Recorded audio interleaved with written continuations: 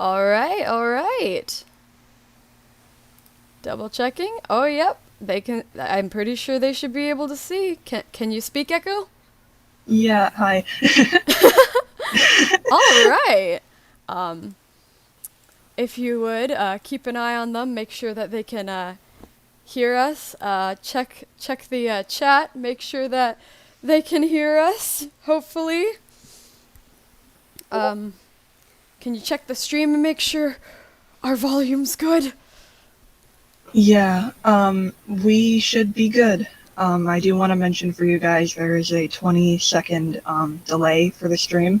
So if, you say something in chat and we don't, answer it until 20 seconds or more later, it's because of the delay. Yep. Good call saying that at the beginning before we did something stupid like trying to respond to the chat and the chat being like, why is it taking them so long to respond? All right. If there are any further issues, you guys can, let us know and we'll see if we can fix them. But otherwise, it should all be working. Yeah. Huge apology on our behalf, specifically mine, for all the chaos that's gonna go on today. But we're trying our best. This is definitely our first stream that we're full on hosting. Wouldn't you say? Yeah. Someone in the chat just asked how long are you going to stream. We're planning to go until around 3:30. Yeah. So about 2 hours. Yeah. See, look at you keeping up with the chat. I'm just over here like shaking, like nervous. I guess we should probably do introductions first. Yeah, probably a good idea. Would you like to introduce yourself? Hi, people. I am Ekho. I am the most recent, I think I'm the most recent addition to the Midori Magica team. Yep. I mainly wrote, the installments Deceit and Runa's backstory. I know you guys haven't seen them yet, but you may know me from my characters Imogen, Haruka, Mitch, and Xenia. I did a little bit of work on the other books, but not much. So my main stuff is yet to come. I'm also Gladys 10 on Scratch and Ekholocation on Toy House and DeviantArt. Perfect. I will add, Ekho is a huge support to this team. She wrote basically all of the foresight summaries when we needed them. So she is on the spot. When I'm like, hey, I need help, she's there. The week where I had carpal tunnel issues, she stepped up in helping me do chapter art. She's a fantastic add to the team. Round of applause. For those of you who aren't familiar with my voice, Hi, Nat. I'm PetalsSilversteam. I'm one of the co-authors of Puella Magi Midori Magica. I did most of all the chapter arts for Revolt. I own Mali, Reki, Ritsu, and Charlotte as some of my main ones. And I love working on this team.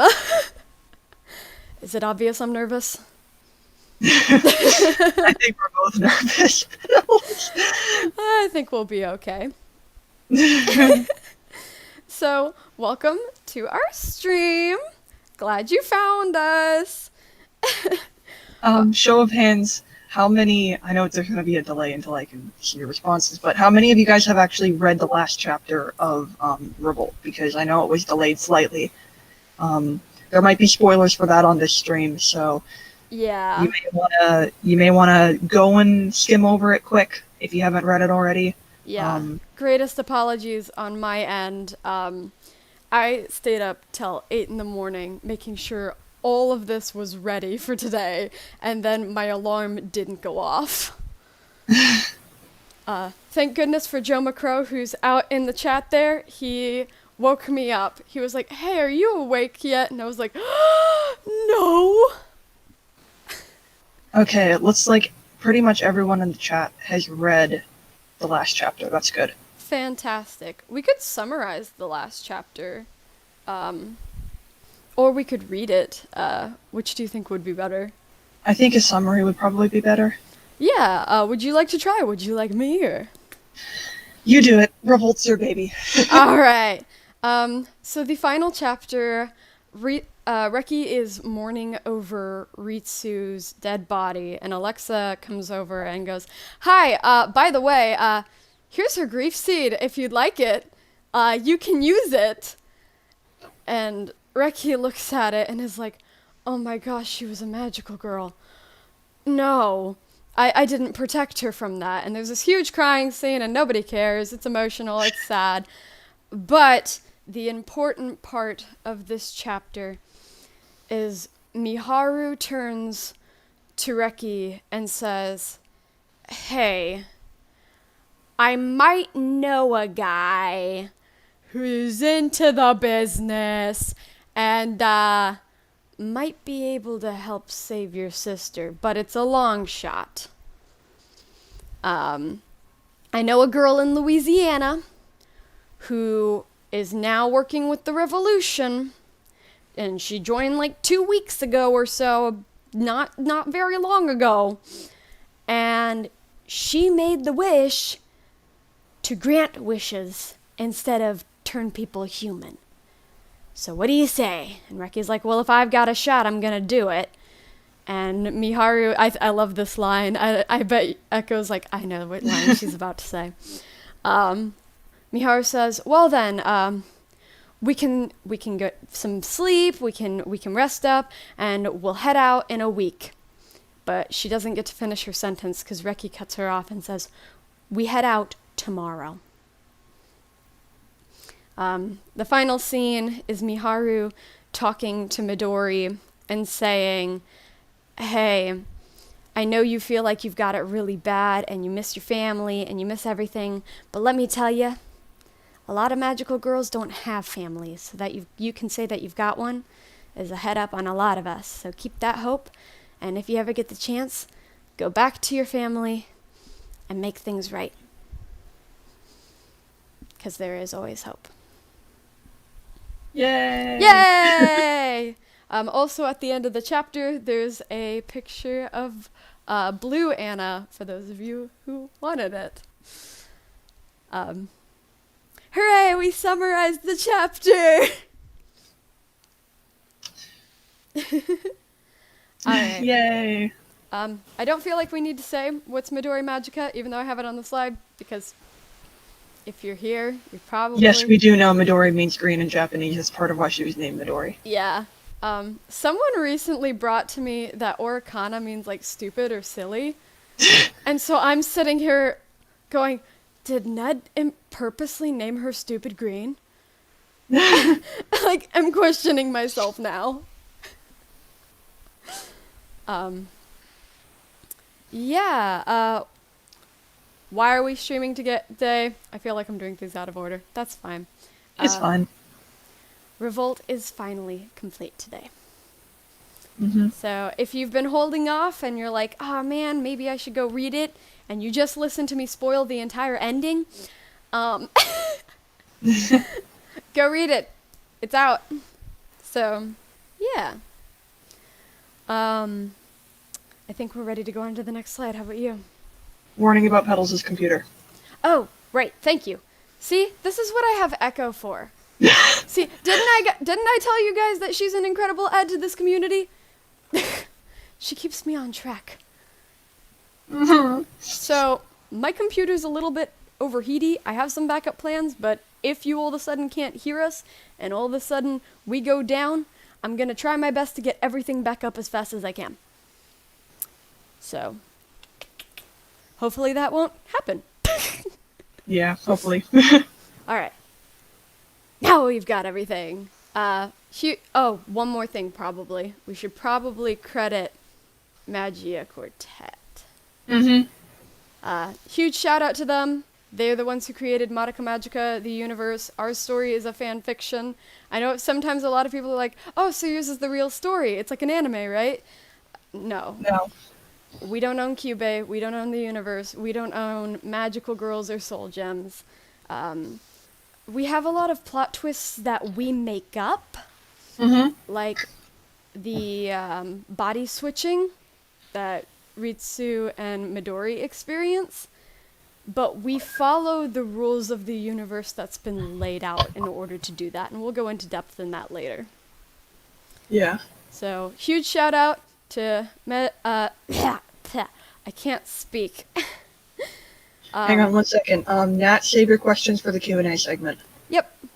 Don't worry, we will be answering a lot of questions, and maybe your questions will be answered there before you even have to ask. Yep. One thing I do want to note, someone in the chat said, Petals, your series is so good. Please don't just call it Petals' series. Yeah. If I'm being honest, I really appreciate you acknowledging me, and I really appreciate it, trust me. But, this isn't my series. This is a huge... on our posters, we write the words collaborative fanfiction, because there was a lot of us.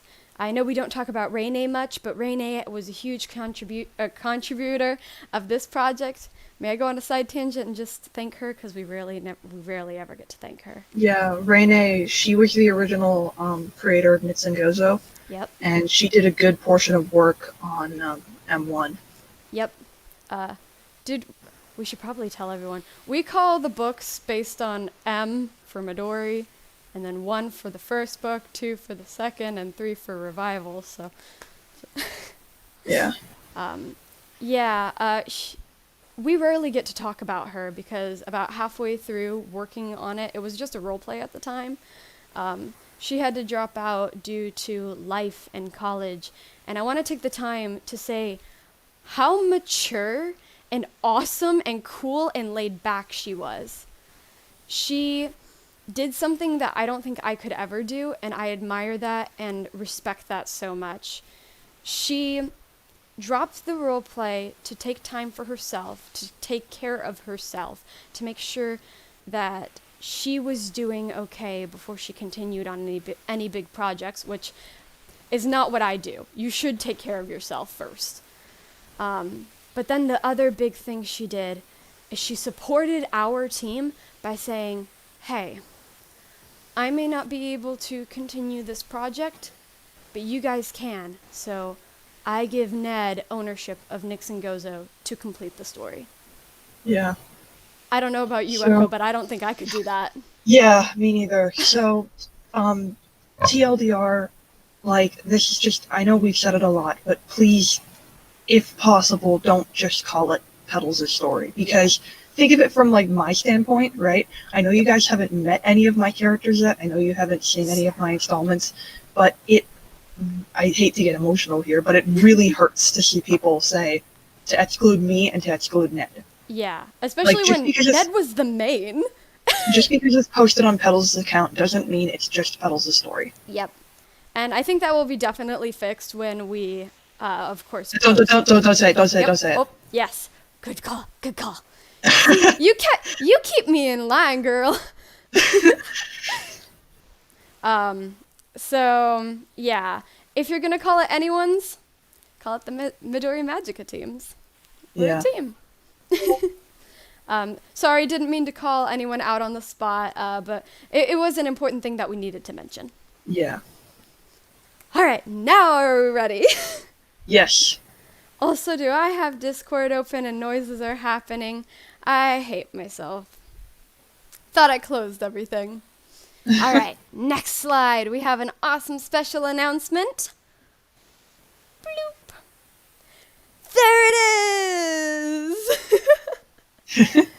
I am so excited to announce that Ned and I, a long while back, wrote some awesome filler material that went into a book that we call the Side Story Collection. It's 3 chapters long, so it's not going to be like an official huge installment. It is official. 2 of the chapters are. Yeah, 2 of the chapters are official. 2 of the chapters are canonical, and one of them is a crazy scene that Ned and I wrote at 3 in the morning. And the moment you read it, you're like, yeah, that sounds like something you'd do at 3 in the morning. It unfortunately won't be coming to scratch. Yeah. But we're not going to drop it one chapter every week. We're just going to go, here you go. It's here for you if you want it. Yeah. Huge thank you to Pontiki on Insta or Twitter for doing the cover art. It absolutely amazing. Like, we couldn't have asked for a better cover art for the side story. And can we just say, I reached out to her or them. Sorry, my apologies if I Her. Okay, thank you. I'm the worst with pronouns. But she did this in 3 days. I messaged her and she was like, all right, yeah, I can help you guys out. She doesn't take requests. You guys should really support her 100%. She's an incredible person, incredibly kind, incredibly gifted. I mean, look at this. And to answer someone's question, yes, the side story collection will be Wattpad only. Yep. My apologies. It will be released all in one shot on February 6th, and it will be Wattpad only. Yep. We'll probably, I know I didn't have a time on here, but we'll probably do noon. Yeah. Or something like that. So you can expect that. I just love the poster. I'm just staring at the poster. I'm sorry. It's so pretty. It's so colorful. Yes, please follow Pontiki if you have Instagram or Twitter. Her name is on the screen right now. She's on Insta, she's on Twitter, she's on Toy House. Go follow her. Fantastic, amazing artist, so kind at heart. Most wonderful. We cannot think. She's the creator of Midori. Yep. She designed Midori. So, you want to support the team? Go support her. You can't tell, but I'm clapping. All right. I think that covers that. Did I catch everything, Ekho? I think you did. All right. Then let's move on to the next section. All right. So, this is the part of the show where I show you the behind the scenes on Toy House and I go make things public. This is the moment that a lot of you have been waiting for. You've been begging us for these. Yep. A lot of people have been incredibly excited. They're in the other department, as you can see on my screen. Kate and Tabby are officially going public. So I believe it's under Edit Profile. And then Public. And I should go make sure, especially... Make sure all the image submissions are public as well, but you can do that after the stream. Yeah, I was going to go make sure that her hidden tab was public. Yes. Yeah, so she's public too. So because I know Petals Zoo did some privated image submissions for at least Kate. I tried to. All right, Kate is up. Dang, Petals, your Toy House notification number. Holy frick. Shh. If you pretend it's not there, it goes away. All right. Make her public. Tabby is public. And there's one more I've got to go make public specifically. A lot of people have been asking for the animal version. Do we want to wait on that? I'll go ahead and make it public now while I'm here. Okay. So people can go ahead, but we're going to cover it. So for those of you who can't access Toy House and stuff. All right. Alrighty tighty too. Let's go back to the PowerPoint. All right. So we're on the Tabby slide, just so we can talk a little bit about her, if that's all right. Yeah. Tabby is officially public. I'm so excited. She's one of my favorite OCs. She's a huge comfort. Her and Kate, I love getting art of them. You guys have no idea. But I do have a point of note to make.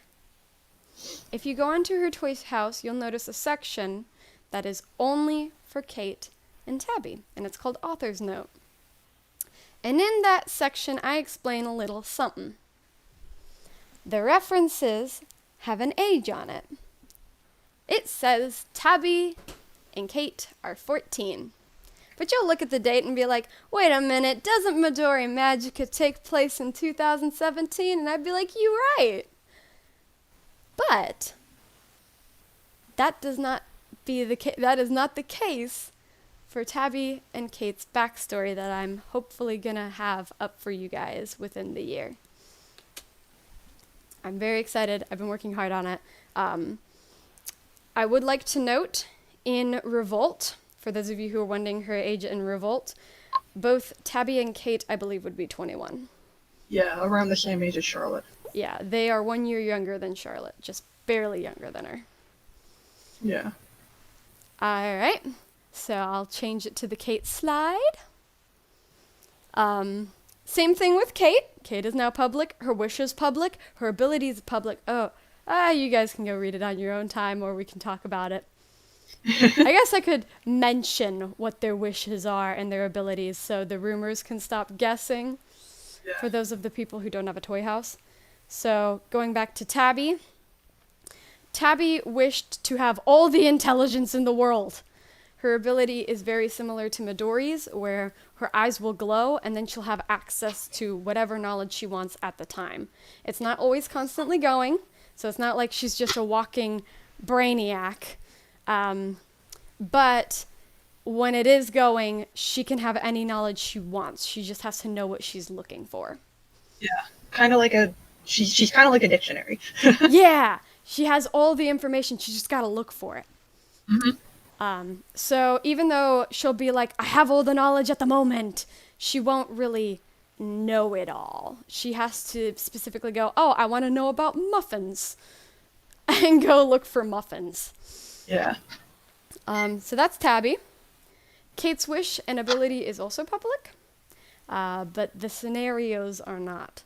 So Kate's wish was specifically to erase an unwanted picture from the face of the earth. Can't go into detail. Sorry. But this ability gives her a unique tech ability. She can remove,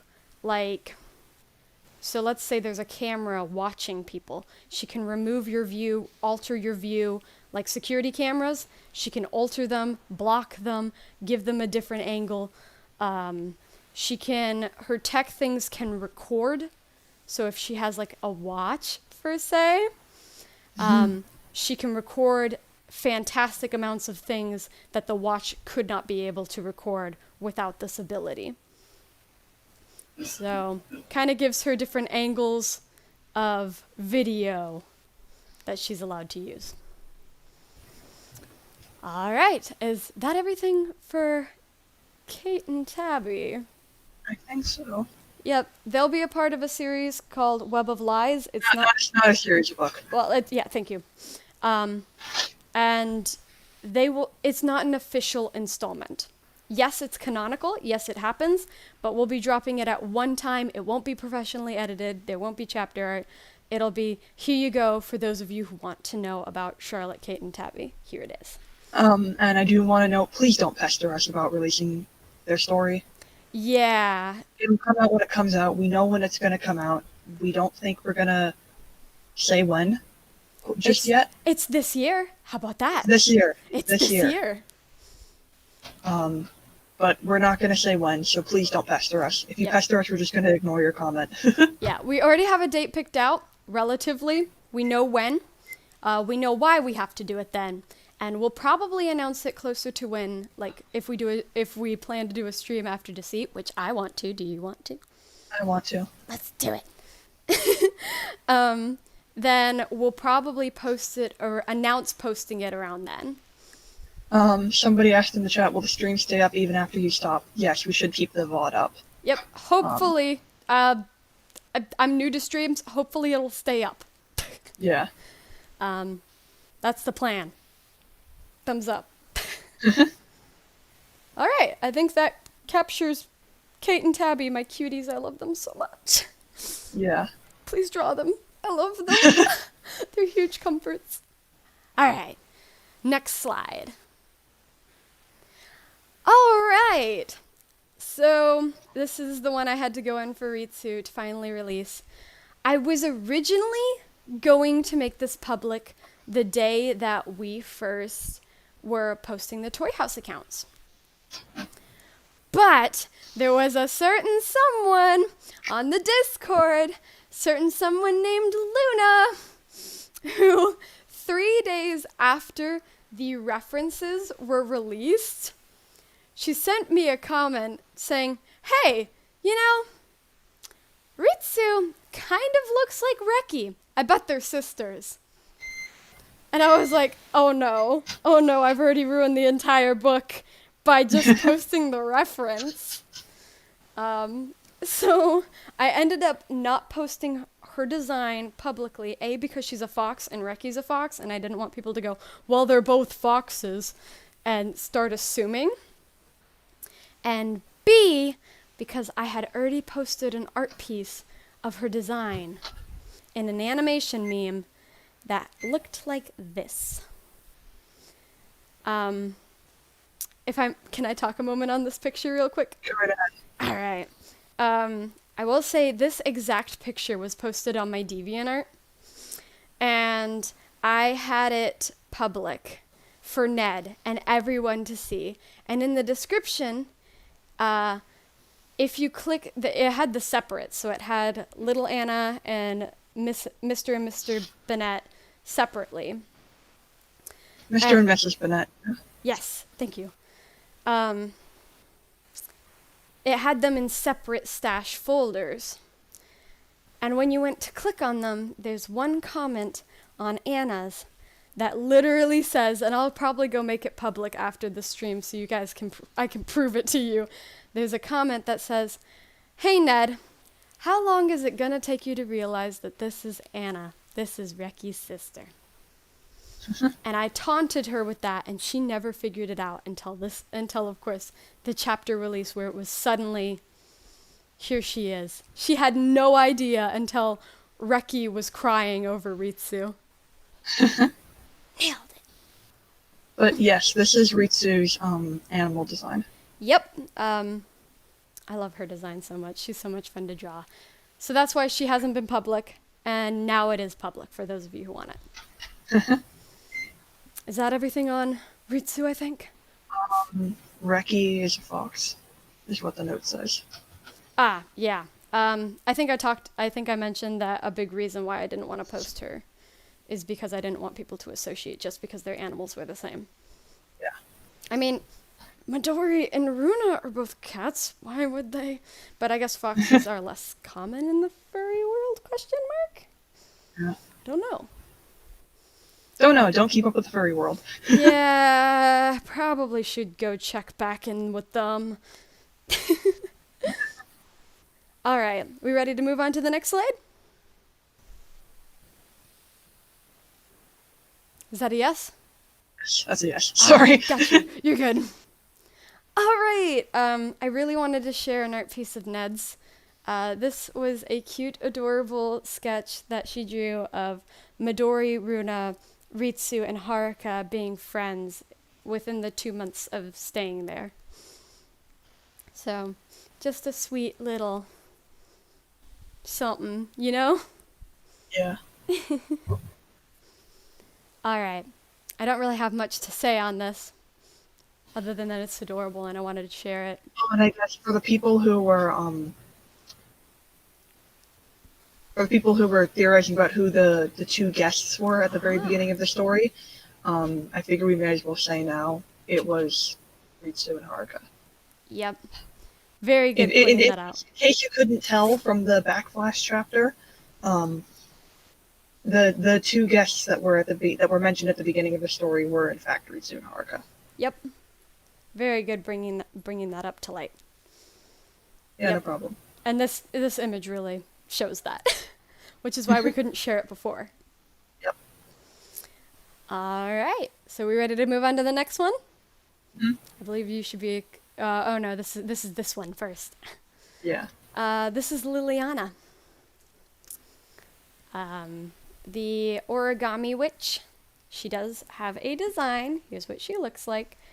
This is confirmed Ritsu's wish. Which? Help me. I'm nervous. Is it obvious? Yeah, for the people who were confused about who the Origami Witch was, I figure we may as well say now. Bam. This was Ritsu. Yeah. This I know this a lot of people are thinking, oh, maybe the Origami Witch was Reki. Maybe it was some other magical girl who just entered the labyrinth or died nearby. No, this was Ritsu. There was a lot of good theories about who it could be in hopes that it wasn't her. But at the end of the day, sorry guys, I like killing my characters. Don't worry, you know what the third book is called. Maybe everyone will come back, right?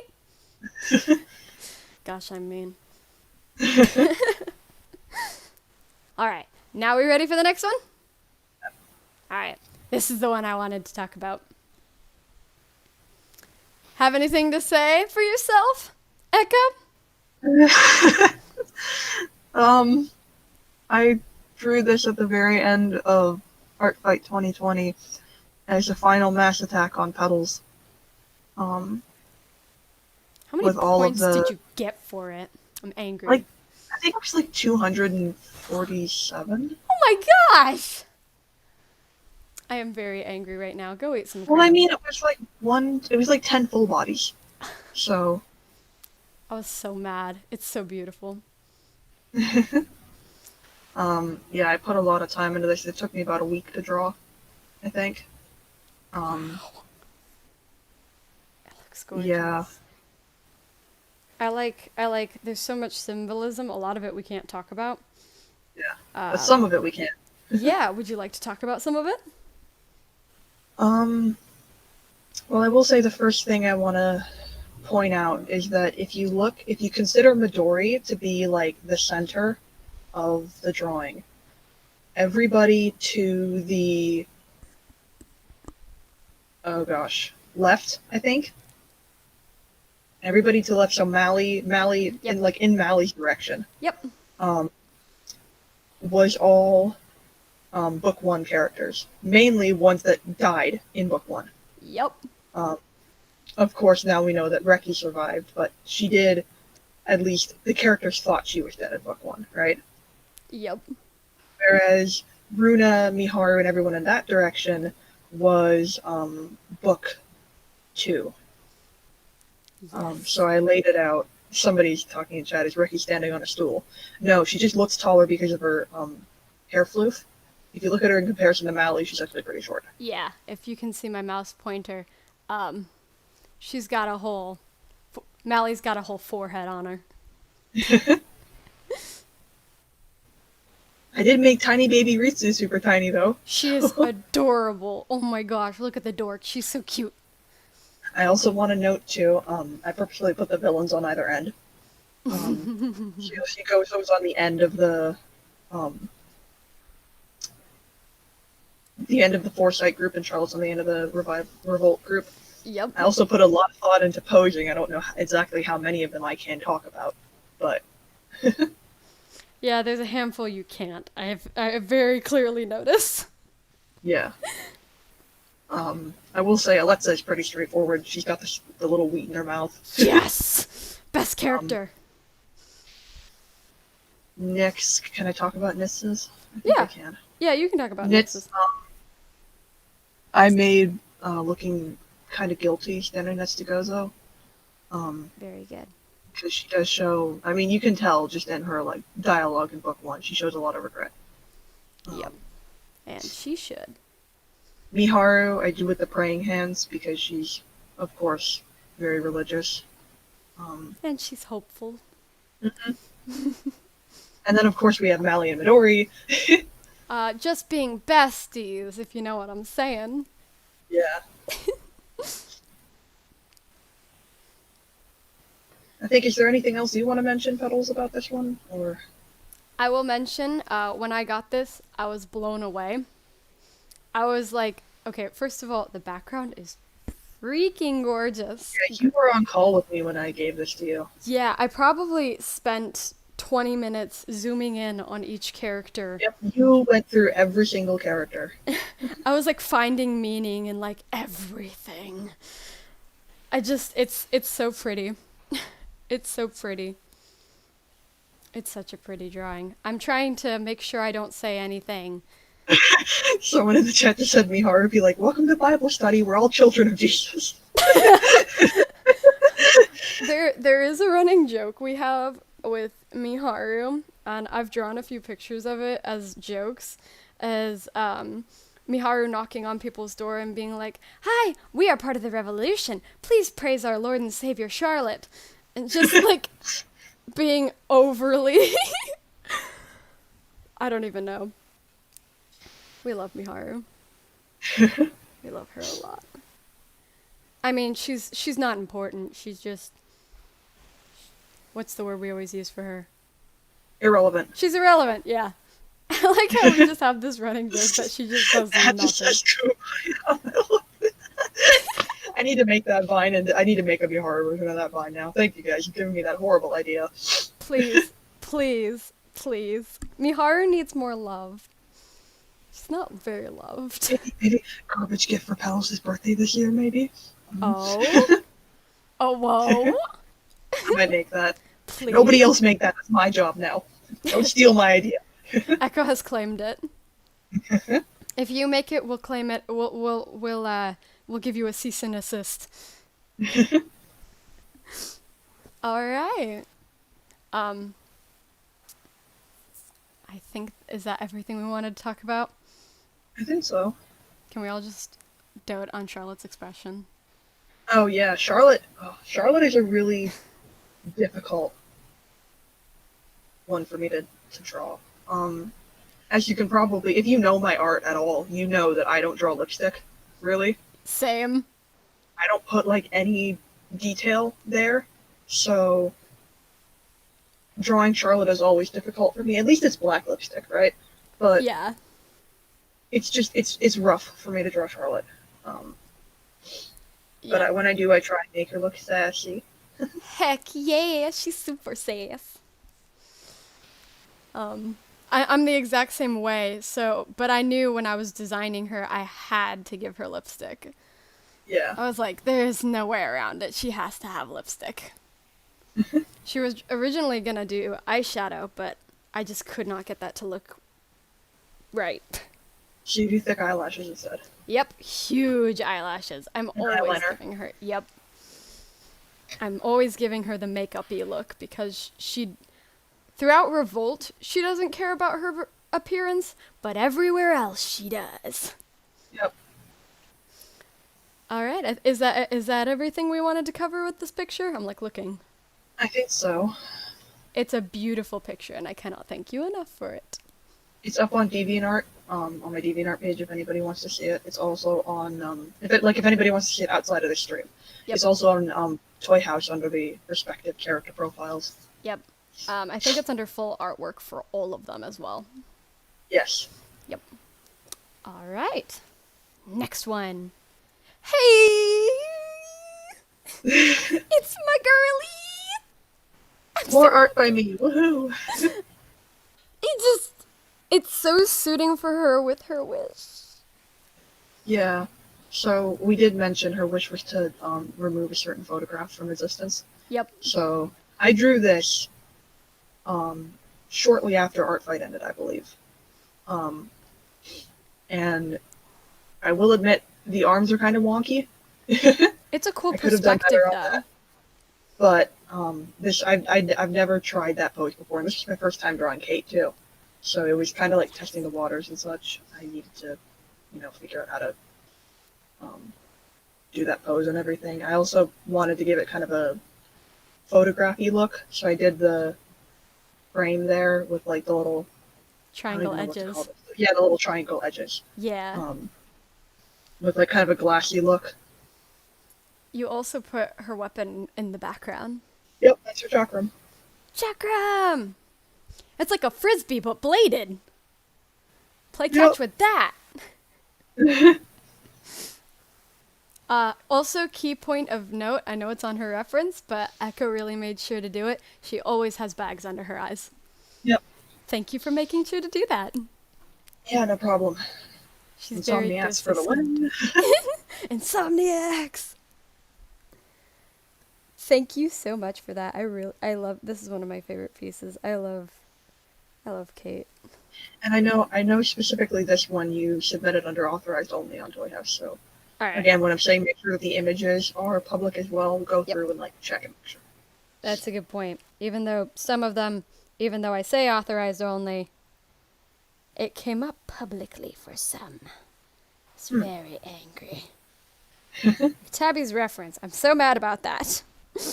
Yeah, and I've been checking when I submit spoiler images. I always check and make sure that they're not coming up publicly. Yep. Like I'll log out, check. Excuse me. That's smart. That's very smart. Because there are some very spoilery things that I have been submitting under only me. I literally didn't submit. I made the place to submit all the Ritsu spoiler art, but I did not post any of it in fear that, like her witch and stuff, I didn't post any of that because I didn't want people to see it just in case. Yeah. But hey, And they get it today. You also think about some of the things that I've been submitting with Petals. I'm assuming you can guess what some of them are. I uploaded them a while ago, so if people were to see them, they would have seen them by now. Yep, and you would have seen comments about it. Mm-hmm. All right, are we ready for? I'm pretty sure the most exciting one is next. If you know what I'm saying. Yeah. Shall we? Yes. Click. Yes! Alright. This is one of my favorite things Nedyku / Nedyku ever contributed to this series. Joe McCrow, if you're watching, this would be the time to put the link in chat. Yeah. I think. This way, anybody who wants to go back and see it can. Yeah. We're gonna go ahead and play it here for you guys. I'll mute, and Ekho, do you have a way of muting when we play it? I'll just go silent. Sounds perfect. I can mute my voice box. Yay! I'll make sure to mute myself. Warning for headphone users. That's all I'm gonna say. Alright, I will go ahead and pull it up. You ready? Yep. Alright, I'm gonna mute, and I'm gonna play it for 10 seconds. Here we go. 3, 2, 1. Hey, where'd you get that body from?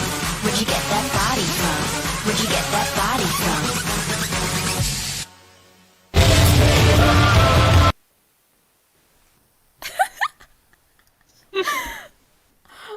I love this so much.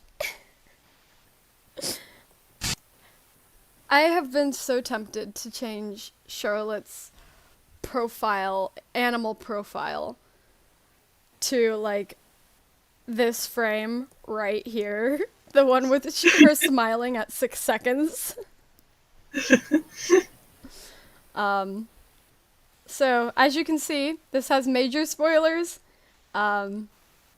We could go through it real quick if you don't mind. Yeah, go right ahead.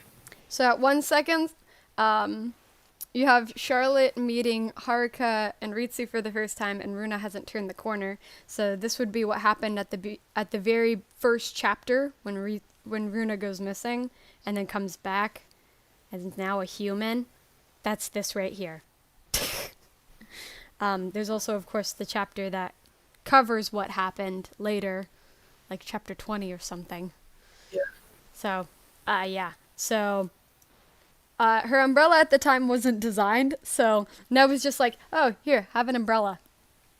I love Ritsu's face. She's just like, you what? Then, of course, we have the fight between Runa and Charlotte. And Charlotte uses magic and cheats. Then we have her smiling at the barn. I love that Alexa is a squirrel. Yeah, it's so fitting. Mihara as a husky is adorable, but Alexa as a squirrel. And then, of course, the final scene where Midori is frantically trying to attack Charlotte, and Charlotte has poorly injured Runa's hand. Ow. I just love the blood. Yeah. It's just Wow, gross. that sounds so bad out of context, Petals. I just love the blood. It's so much fun. Yeah. I've been so excited to share that with you guys. I hope they all enjoyed. I can't see the comments and the chat and all that, but I really hope you Yeah, guys. they're enjoying. Okay. Because that's one of my favorite things that this entire series has produced. Somebody said it's so canon. It is! Especially the audio. Hey. Hey. Yeah. It's so funny because it's so out of context too. Because like, hey, where'd you get that body? She's always looking for a body for Kate. So, yeah. Someone in chat just said, What'd they say? someone in chat just said, screw it, I want to see Joe McCrow wearing a Charlotte costume. You know what? I've drawn a coworker. I went to a place and Don't show that on stream. I won't. But he worked with us, and at one day, I was talking to one of the other employees, and I was describing Charlotte as a 21-year-old beast. And the funny thing was, this other coworker, his nickname or something was like the Beast, and he was 21. So he's like, "Oh, so you mean our buddy here? He's the Beast, and he's 21." And I'm like, "And now I have to draw this." And so I did. And so the next work day, I came in and I showed him on my phone that I had drawn him in the most girly, inappropriate outfit. And I'm like, "I am so sorry." Someone in chat says, Charlotte, when she sees body, then an asterisk runs 200 miles per hour towards you. That's so true. All right, we ready to move on to the next part? Yes, I think so. All right. Yay! Q&A. We have some plot-related questions, and then we get all the fun questions. Yeah, so, throughout, like, once our Q&A segment here is over, like, once the plot-related, okay, I cannot speak. You're good. Once the plot-related questions section is over and we move on to just, like, fan-asked questions and stuff that just relate to, like, the characters, feel free to drop other questions in chat. I'll read them off and answer them if I can. Of course, there are going to be some that we can't answer, so, if you don't see a question you asked in like the Discord server or on Scratch in this slideshow, it's probably because we just can't answer it yet. Yeah, or we don't have time to, because there were a lot of questions, some really silly, and although we love answering silly questions, we may not have the time to. Yeah. I do think that the Q&A is going to be the longest segment of the stream, just because there's so much to cover. And we love talking. And we love talking. If I haven't proven that yet. I'm going to try to get through the plot-related ones fast, because there is a distinctive answer, whereas the other ones are more fun and flimsy, you know? Yeah. Is there anything else? You already covered that some questions already have answers, but we're not allowed to answer them yet, so I think we're good. So, I guess I may as well just say anything directly relating to, like, generally, anything directly relating to the plot of Deceit, Yep. to the plot of Revival, Yep. to the plot of Runa's backstory, or to the plot of Charlotte, Tabby, and Kate's backstory. Yep. We cannot answer yet. So Again, like Petals mentioned earlier, sorry. No, you're good. We are hoping to do another stream after Deceit's over, and a couple more in the future to like cover other installments as they release. But for now, we can't answer anything directly relating to books that haven't come out yet. Yep. So there are answers. We're just not allowed to say them yet. All right, shall we dive in? Yep. All right, so number one, you may notice that some of these don't have, like, the majority of these don't have somebody's name next to it. That's because these are questions we get asked on the studio, on the Discord. We get asked it all over the place on Wattpad. So there's a bunch of people asking it. We don't necessarily have to pick one person.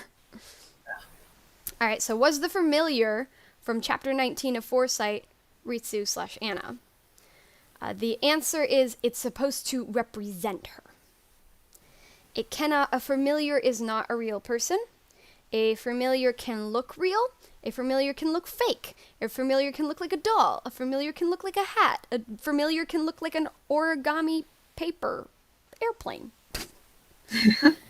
Familiars are basically just like little witch minions, and if they run off on their own, they can become witches if they attack enough people.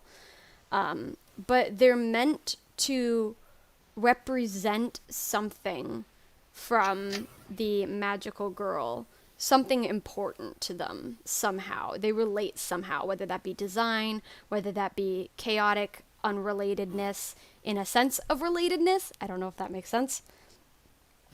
Or directly related. And we won't... Generally... Oh, sorry. I was going to say, we shouldn't give examples from the show just to make sure that we don't spoil people. But generally,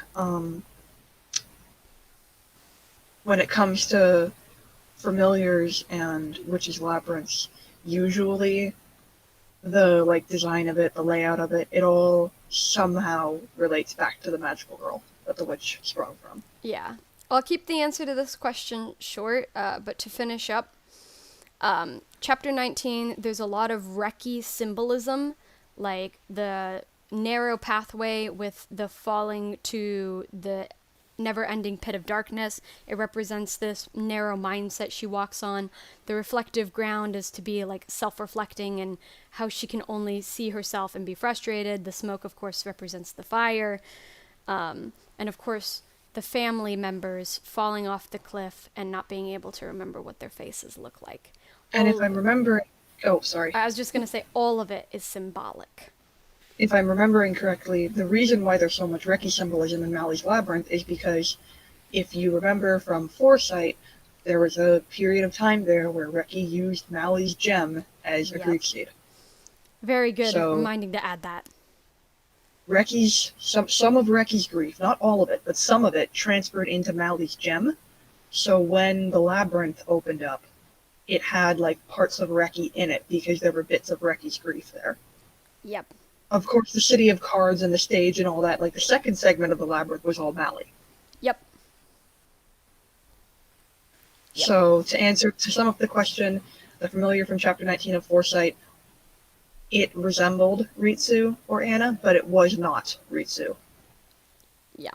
So when Reki accidentally kills it later, no, she did not kill her sister. All right, next question. How did Ritsu know about Kiwi before she met him? We are allowed to answer this because Ritsu and Reki never will get an official backstory. But Ritsu, it wasn't her time to make a wish. But as Reki described in the newest chapter, Reki picked her up from the fire. She went back into the fire when she realized her family was inside. And she picked up Ritsu's body, thinking that she was dead, brought her to the driveway, and ran off. Ritsu wasn't dead, and she flickered her eyelids open just to see Kiwi running off. And the reason why she couldn't immediately make a wish is because Kiwi explains in Madoka Magica that magical girl candidates usually are teenage girls. Yep. Because teenage girls let off the most amount of energy, which there are exceptions. Magical girls can be contracted younger. Yep. But Ritsu, at the time she first saw Kiwi, she was a candidate, but she wasn't old enough to make a wish yet. Yep. We follow this rule pretty specifically, even though it can be pretty flimsy in the actual series. It's very rare that we let a magical girl under 12 make a contract. Yep. And Ritsu at the time of the fire, I believe, was 10. Yeah. So that is why she knew of him. Yep. All right. Thank you for helping me, Ekho. Yeah, no problem. All right. Number 3. What exactly are Ritsu's abilities to... and what's with the colors? All right. She has two. She has two specific abilities. They go hand in hand. but Midori has blinding and foresight, so Ritsu kind of had to make up for her weakness somewhere. She has the ability to I know a lot of you caught on to this, alter memories / erase them. She brings up like a cloud in your mind, and you just can't access those memories. Yeah. She can do this permanently, or she can do this momentarily. Permanently takes up more magic, but of course, as you noticed, when she dies, that magic's no longer in play, and therefore you can remember. That cloud goes away. Yeah. As for the colors, Ritsu wished to deceive everyone. That's her second ability. She can deceive. It's not like Runa's. It's similar, but it's not. Runa can do these high caliber alters, make you seem like you're seeing a different person. Ritsu can't do that. Yeah. Ritsu can deceive you. It's like a double take. You look Think at of it. Go ahead. You look at it, an item, and you're like, oh, that's totally a cupcake. And then you eat it, and it's an egg. And you look back at it, and you're like, wait a minute. Why was I thinking it's a cupcake? Like, you get deceived into thinking. Think of it like Ritsu has deceiving magic, Runa has illusion magic. Yes. Very different. Ritsu can't do high caliber things. She cannot make you deceive you into thinking that she's a lion. Yeah. She does tiny things, and that does come into play, and it'll go hand in hand with another question we're going to answer later. Yeah. As for the colors, she was originally blue. She would have been blue like you see at the end of the chapter, the latest chapter. But because of her ability to deceive and wanting to be someone new, her color palette changes and her name. She changes her name. Yes. So that is why her entire color palette changes. I think that covers that question. I want to go over Ritsu and Reki's real names versus their false names. Oh, sure. So that's a good one. Ritsu is actually Anna Bennett, and Reki is Allison Bennett. But the fake names they took were from a comic that they both used to love when they were kids, and it's characters named Ritsu and Reki Akiyama. Yep. So those are indeed false names. Cool. That's a good question to add in there. Nice call, Ekho. Yeah, no problem. All right, we ready for the next question? Yes. I think we already answered this. Yeah. Was she actually Liliana? The title of the witch is the Witch of Folds, the Witch of Many Folds, the Origami Witch. Yes, she was. I think we can move on. Yep. Didn't Ritsu shatter her own gem? The answer to this is actually no. As you see at the beginning, or the flashback chapter, where Charlotte shatters Haruka, she takes hold of Ritsu's gem. From that point on, Ritsu never has her real gem. This is why when Midori picks her up before meeting Miharu, Ritsu's on the floor and they can't detect her soul gem because that's not her soul gem. Charlotte has her soul gem, and anytime Charlotte gets out of range of her, so you know when Charlotte's near and when Charlotte is far. When Charlotte is near, Ritsu's awake. When Charlotte is far, the soul and the body gets disconnected and Ritsu falls. But Petals, how did Ritsu make a fake gem? Ha ha ha! Deceiving magic. This is literally her job. Yep. And because Charlotte has a hold of her gem, she can use her magic. Yep. Because that's where all the magic comes from. I think that answers that question.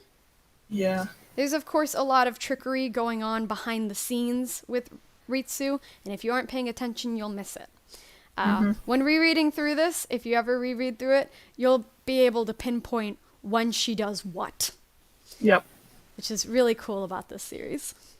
Yeah. All right, we ready for the next one? Yep. And this goes hand in hand with what Ritsu does. What happened with Midori shattering in chapter 18? And you can see the chapter art down here to the bottom right. Yeah, I'm sure most of you remember this. There were a whole bunch of memorials going on at this time for Midori. I think it was... Oh, sorry. No, go ahead. I think it was so funny. When Ritsu died, everyone was in denial. They're like, she's not dead. She will not be dead.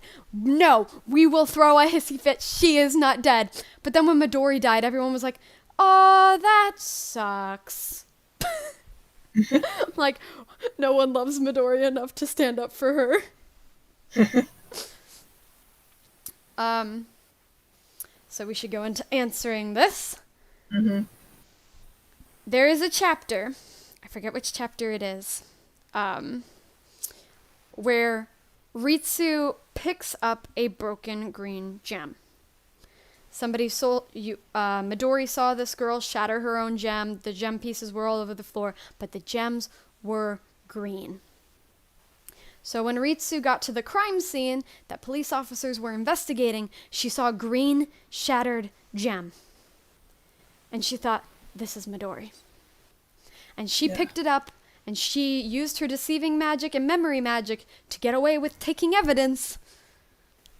And she held on to that and kept it in her bag. Mm-hmm.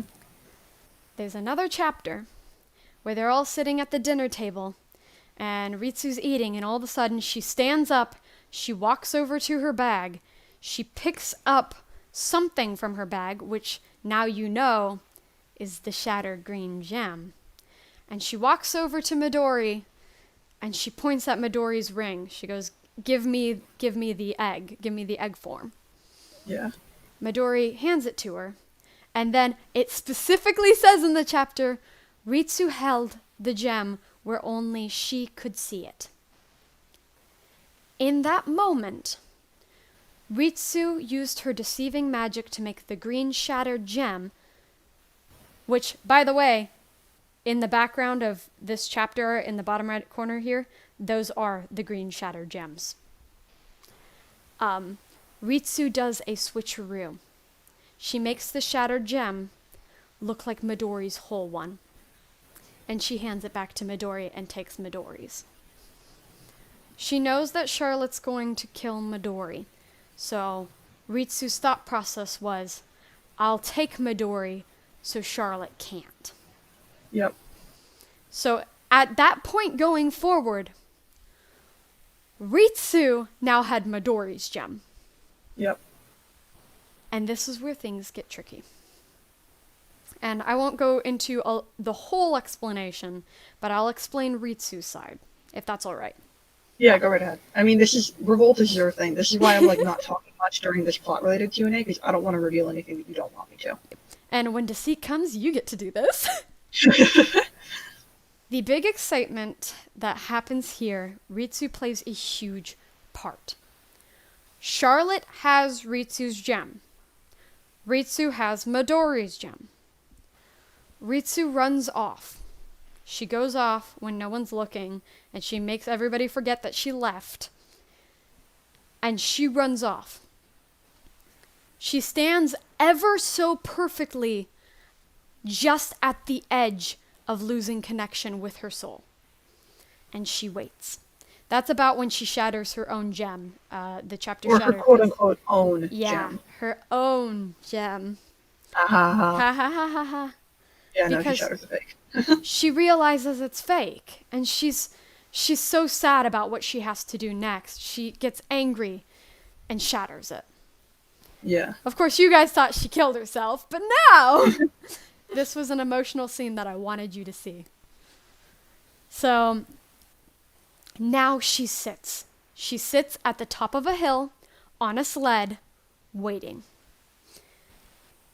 Now, here's the big thing. When Charlotte shatters Midori's gem, a red light comes out. Why? Midori's fake gem. Yep. It's Midori's fake gem. And because it's deceiving magic, whose magic is that? Ritsu. Therefore it's red, so the red glow doesn't just give you a hint that Ritsu was doing something, but it was actually a signal. If you go and reread, there's a giant flash. Everyone's blinded for a second. Off in the distance, Ritsu is waiting for that flash. That flash happens, and that's her signal to go down the hill on her sled. Yep. Once she goes down that hill, she loses connection. Midori loses connection. Midori falls, so it looks like Midori died. And that's why Midori... Shattering a gem should be an instant death. You should not be able to take 2 steps forward and look over your shoulder and go, is that me? Ritsu is still getting out of bounds. Mm-hmm. So, Midori falls because she loses connection. And Ritsu gets out of range of her own gem, so she falls too. That is the big thing that if you aren't paying attention, it's really easy to miss. Someone in chat, Ritsu out here playing some 4D chess. Yes! Yes, she is incredibly intelligent. It makes up for how weak she is. Mm-hmm. She's incredibly weak. I will say, last thing on this question, Midori and Ritsu switching bodies all came from an idea I had when rewatching Madoka Magica. Kyubey has a line at some point, I believe he says it to Sayaka, and I won't go into like details to spoil anything, don't worry. But Kyubey says, oh, well, your body's just a container. You can lose every drop of blood and still recover. Your body is a container. And that's what got me thinking, well, if your body is empty, who's to say somebody else can't come along? It's just a container. Mm-hmm. I know this question isn't on here, but I think we should clarify it, shouldn't we? Someone said, oh my gosh, that's why her witch was called that, because of her brain folds. I love that. That was not intentional, but I like that. I like that. I like that.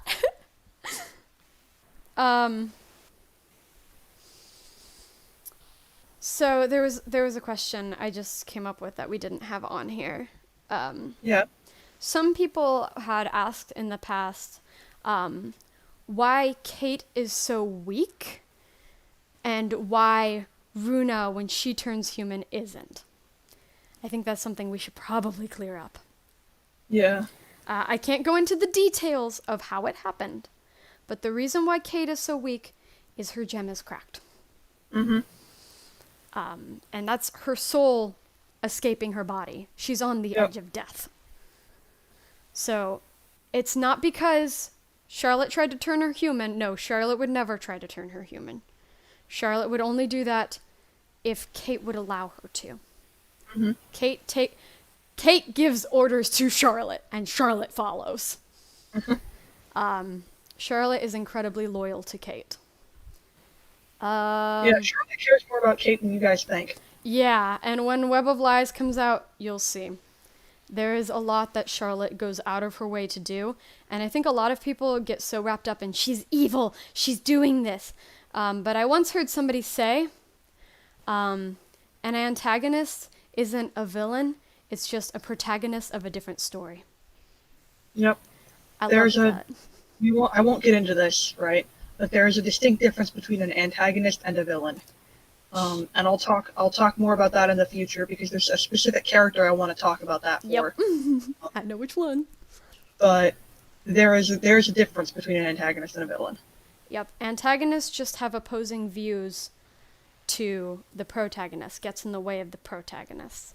Whereas a villain goes out of their way to cause destruction or harm to the protagonist. I'd argue Gozo is more of a villain. Yep. Whereas Charlotte is an antagonist. And if you ever get to read her story, I'd argue that there's a gray line there. You don't know which side would be better. Like, I would argue that I would even end up doing what Charlotte did. Yeah.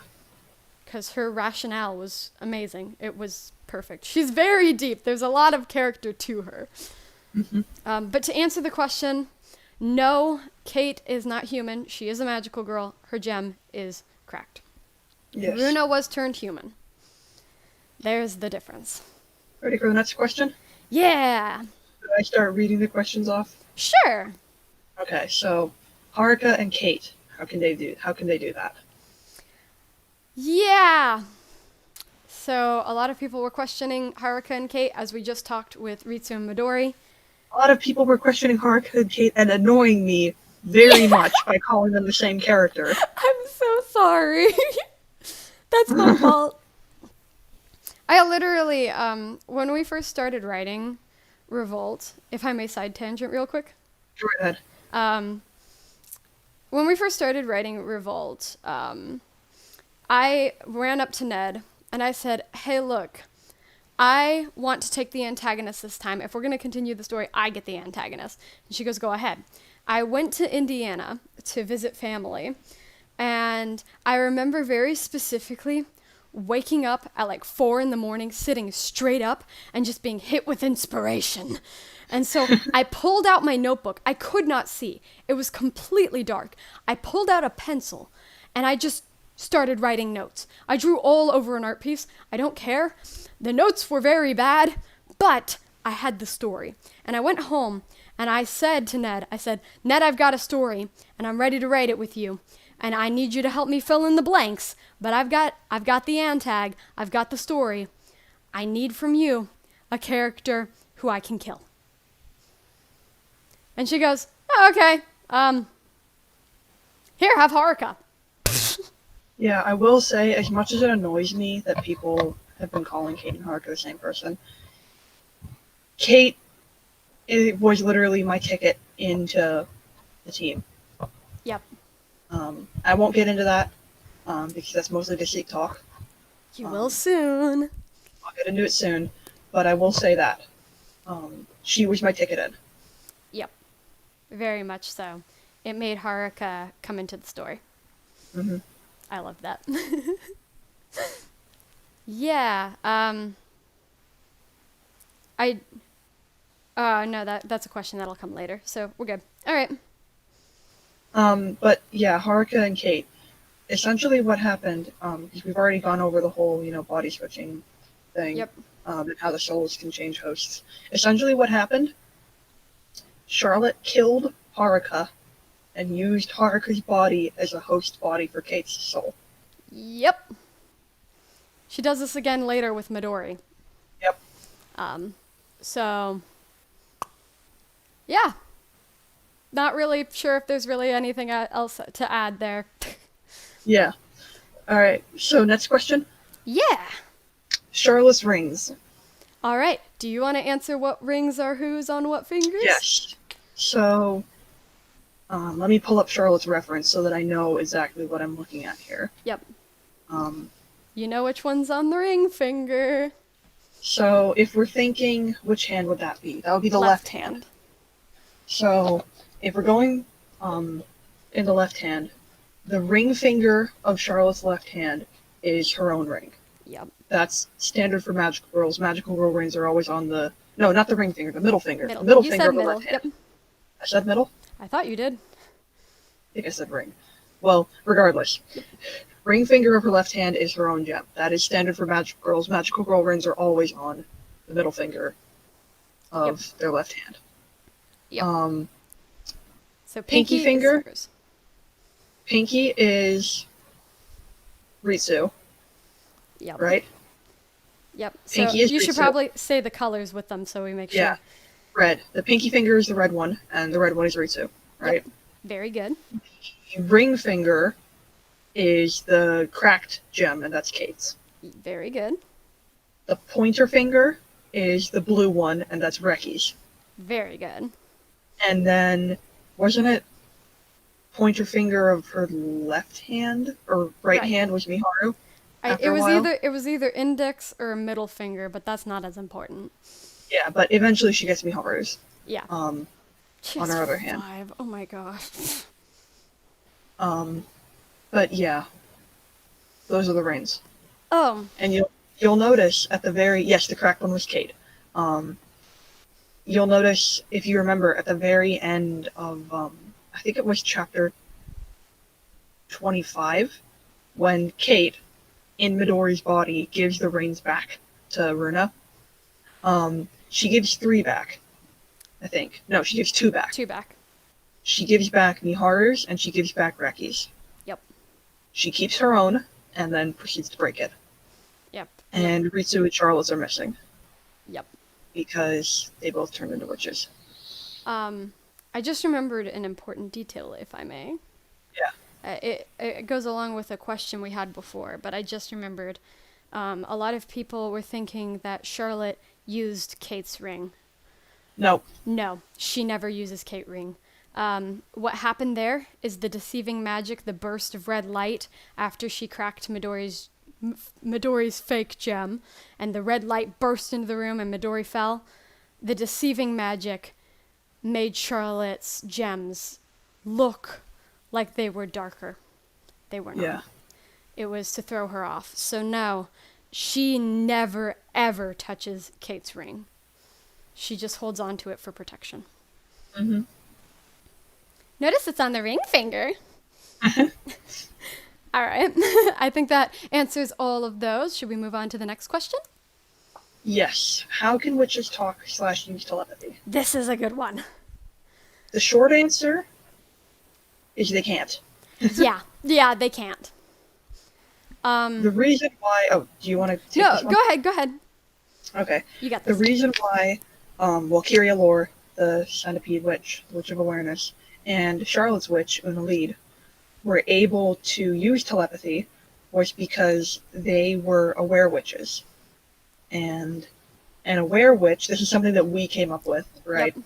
This isn't canon to the Madoka Magica universe or anything, this is Midori Magica specific. Yep.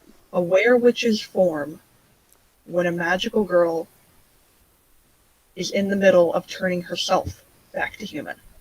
Yep. Consider it like this. You need magic to perform your ability, right? If Yeah. your ability is turning girls back to human, and you're trying to turn yourself back to human, partway through you lose your magic, so the process stops, and you turn into a witch. Yeah, we think of it as in the Madoka universe. There's some things called irregulars, Mm-hmm. and irregulars are things that don't necessarily fit in the normal magical girl world. They defy some sort of logic somewhere. You could think of these witches as irregular witches. They have a property that does not make sense in the world. Our reasoning for letting it happen this way is exactly as Ekho said. You get halfway through the process, you're half human. You are half human at this point. But you're also half magical girl. Mm-hmm. And you don't have enough magic to finish the job. You've got a paradox. You need magic, you don't have magic. You're using magic, but you don't have magic. You've created a paradox of it doesn't work.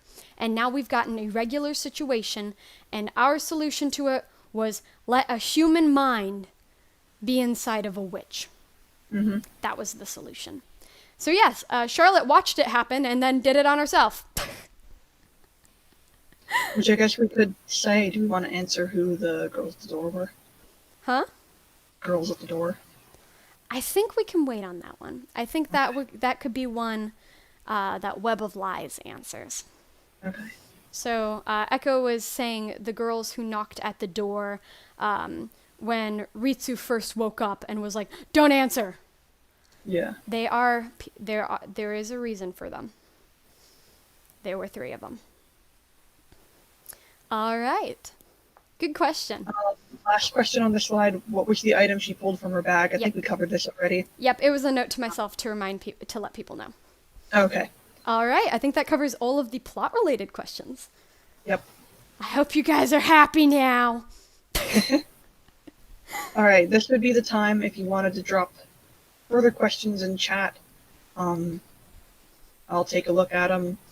We are mainly going to be answering, or at least I think we're going to mainly be answering like serious questions. You can drop joke questions, but we might not get to them. Yeah. I have like one or two joke questions in here, but since there were a lot of joke questions, I was like, oh, I have to pick. Yeah. So, should I start reading these off? Yeah, let's go ahead. And we both have different opinions. A lot of these are favorites, so we both are going to answer. Yep. And I'll read the usernames off as well. Cool. So, Salty, these are Salty from Scratch asks, if you had to choose, which character's magical outfit and casual outfit do you like the most from Foresight and Revolt only? Ooh. Do you have an answer?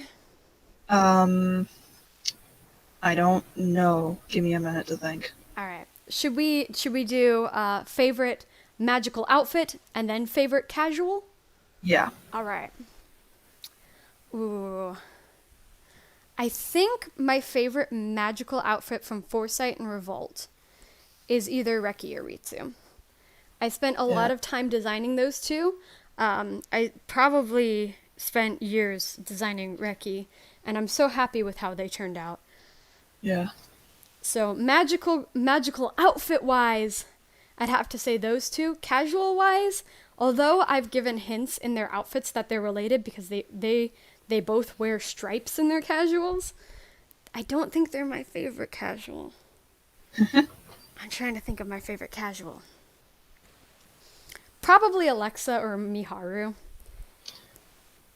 Honestly, my favorite casual, if I'm thinking of like ones that I would wear, it's probably Runa's. Not gonna lie. Very comfy outfit. Because that's exactly the kind of stuff. I mean, I'm wearing something similar to that right now, right?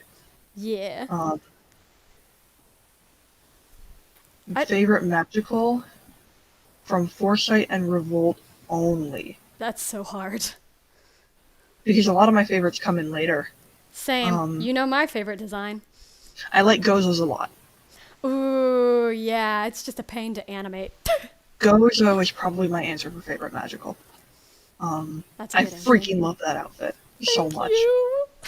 And I know a lot of people are like, oh, Gozo's outfit is so hard. It's so difficult to... It's not a challenge for me at all. Oh, really? Mm-hmm. That's awesome. The hardest part is maybe figuring out the hood, but everything else comes naturally for me. I want her cloak so much. Me too. Oh my gosh, the giant X in the back. I want it. I had so much fun designing her. I loved designing her. I also like Ritsu's a lot, but Gozo's is probably my favorite, from Foresight and Revolt only. Yeah.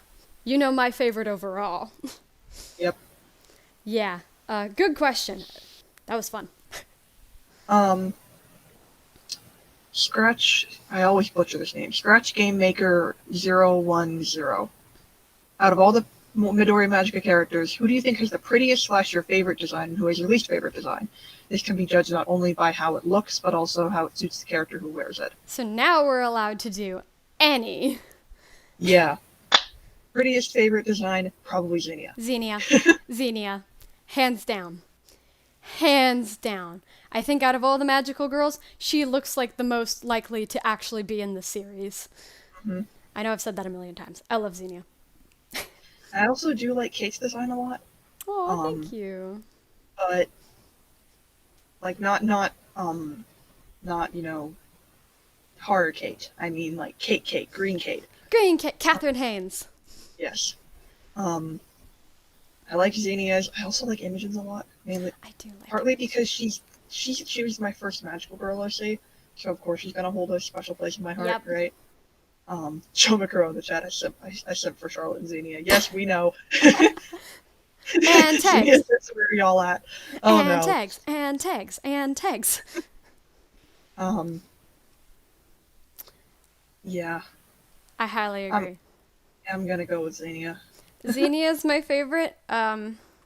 Design-wise, I'd probably either say seconds or thirds would probably either be Reki, Ritsu, or Charlotte, just because I spent years designing them and I love them. But Xenia's at the top, hands down.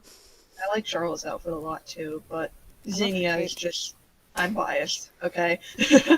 I'm biased too, not even for my own character. All right.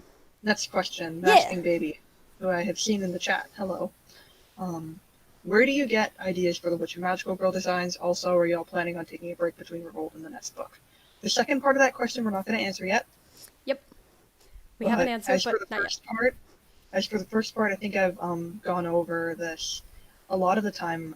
Witch Labyrinth and witch designs go hand in hand with the magical girl designs or the magical girl backstory. Yep. We tend to, and was even a thing in Madoka Magica, whether it's obvious or just symbolically stated, we tend to draw some kind of connection with the witch's design to the magical girl it was created for. Yeah. As for magical girl designs, sometimes I'll just take an idea and roll with it. Like with Xenia, I went doctor, and I designed a magical girl around a doctor theme. Yep. But sometimes it's just the first thing that comes to mind. Like Imogen's design, I thought I took into account that where she was originally, like what country she was from, and that it was a pretty hot country, right? Pretty warm. Yep. So I went with something loose and flowy and kind of like fire colored. I do love that. Yeah.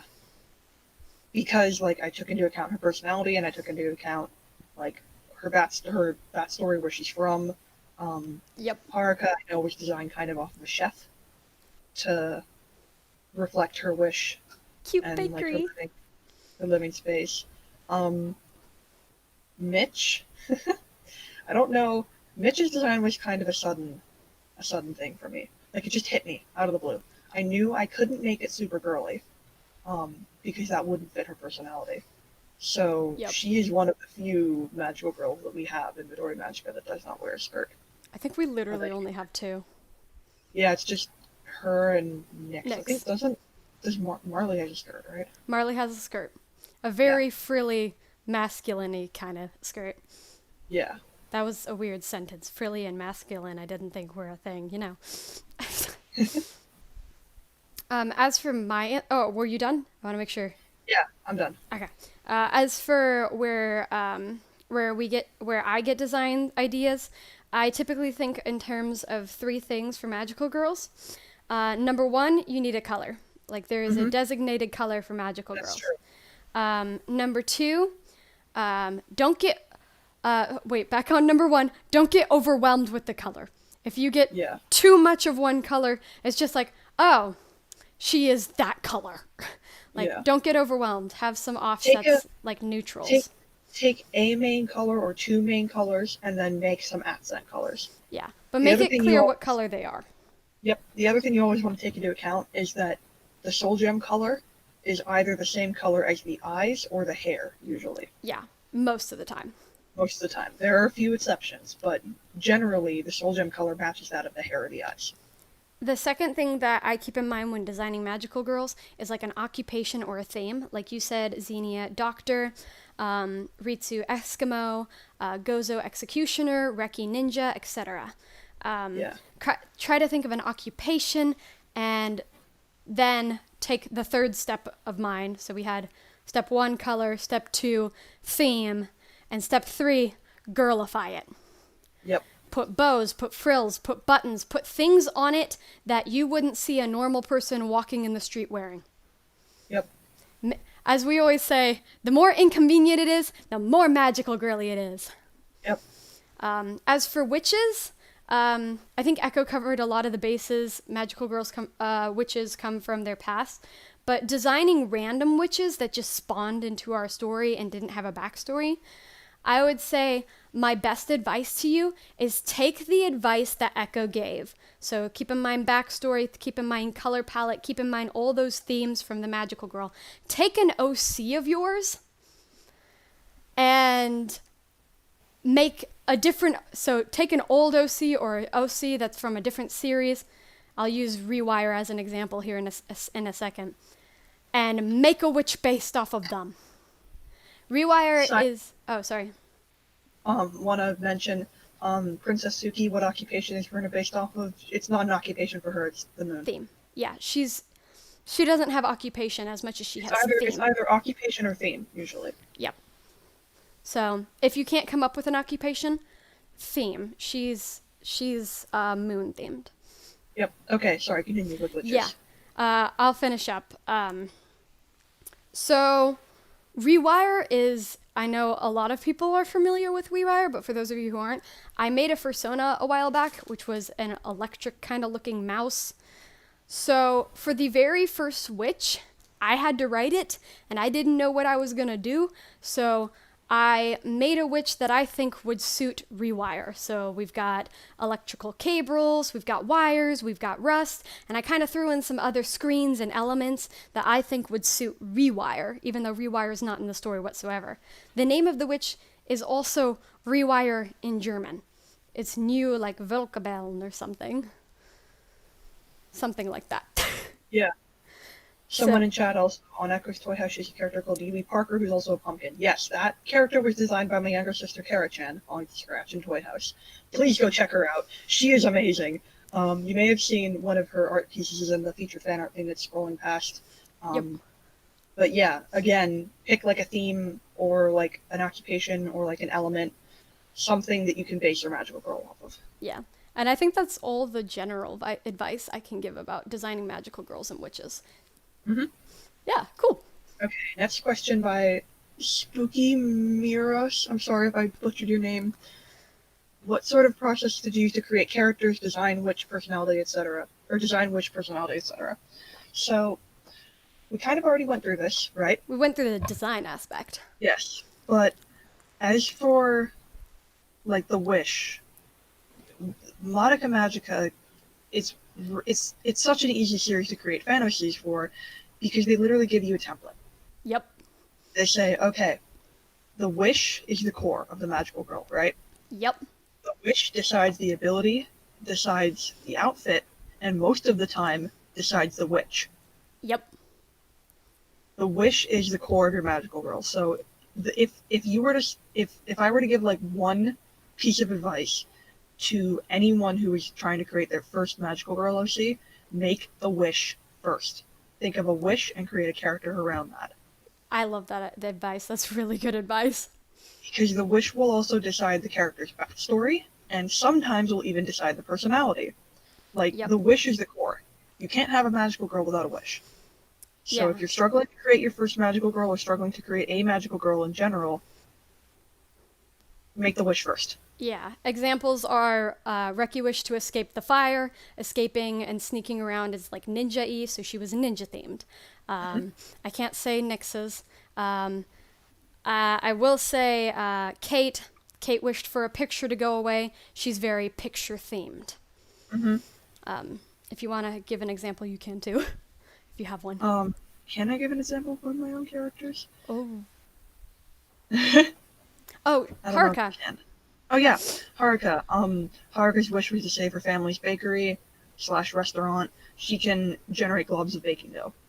And I guess I could go over Imogen's too. Imogen is stated on her profile. Yeah, go for it. Imogen's wish was for her brother to get a world visa and travel to Africa. Her wish is teleportation, Yeah. which is really cool. And I also would argue that her design also works because travel-wise, you designed her very based on her original culture, and her wish was travel based.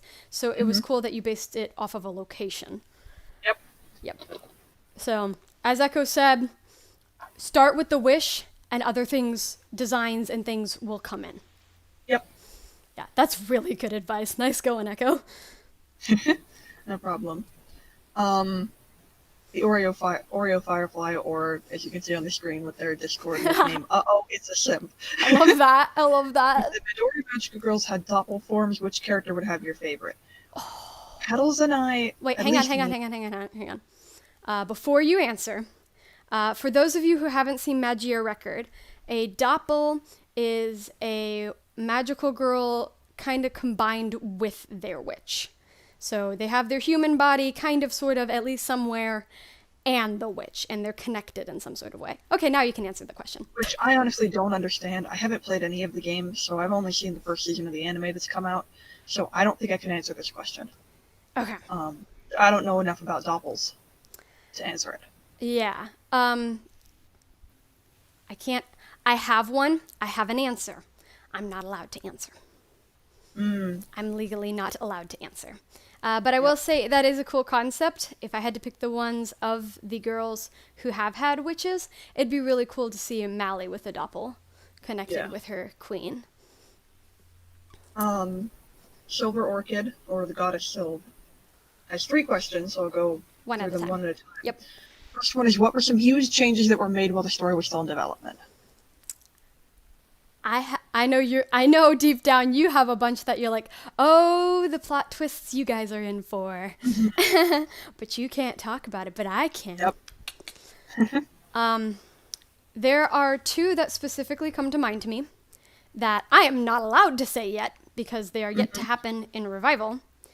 But there are 2 that I can say. Did I put 3? There are 3 that I can say. I have the 3rd one on the side of the screen. I'm like looking what it is. Oh, yeah, okay. So the first one, the entire way through Revolt, we wrote Revolt in the span of 2 weeks. Okay, we sat down, 8-hour calls, we'd write the entire thing, and we'd just do it day in and day out, and go to sleep, write Revolt, go to sleep, write Revolt. Alexa's name was not Alexa. Her name was Akio. We called her Akio the entire way through. And then once we got to the end, Ned was like, yeah, it's kind of a Japanese-ish kind of name. And she's kind of from Texas. Time to go back and change them all. And I was like, how am I supposed to get used to calling her Alexa? She's Akio. And now I almost forgot that her name was Akio at one point. The second thing I would say is Charlotte's motive. When I originally wrote her motive was that she was gay. That was it. There was nothing else to it. She was just gay. That was it. Literally nothing else. That was it. Now there's so much more to her. I developed her. I made her much cooler. There's a lot more meaning to her. That was developed during writing the story. And third and finally, I'd say Midori being the protagonist. She was not written to be the protagonist at first. When we first wrote the story, Foresight took about 9 months to write. We were writing it as a casual roleplay. We'd go in and we'd just throw things back and forth. We each, RaeNae, Ned, and I put in 2 characters each, and we were just having fun going back and forth. It was just kind of a casual thing. But when Midori survived at the end, and we realized she was the only magical girl who made her wish during the series, we went back and made sure when editing and all that, we made sure it was clear that Midori was the main character, and we added more to her. I want to sidetrack. Somebody in chat asks, why are all of the relationships gay? Because this is a Madoka Magica fanfiction and all the characters are girls. I love that answer. I know that's kind of a jokey question, and I said we wouldn't really cover those, but that one I wanted to point out. We just don't have very many strong male roles in here. Yeah. Granted, we have hardly any canon relationships. Yeah. Like, even Kate and Charlotte, you only know Charlotte's side of it. Yep, you don't know Kate's side. And of course, a lot of you know already Imogen and Haruka is basically the big canon one we have. Yep. Imogen and Haruka is the only dual-sided confirmed canon one. Yep. I will say there are a lot of our characters actually aren't gay. Mm-hmm. A lot of them don't necessarily have one, like Nyx and Gozo. I'm not certain they ever really need a relationship other than the toxic one that is their family. Mally, ironically, is straight. And a bunch of the other characters are actually straight. Some of them lie. Like, I like to think that Reki would say, yeah, I'm bi, but deep down she's not. She really only cares for that one boy, but she wants to be cool and hip, and she's bad at being cool and hip. And they're... Oh, sorry, go ahead. I was just going to say, so a lot of them aren't gay, but the issue is, if they're not gay, who are we going to ship them with? Yep. The lamppost? Go ahead.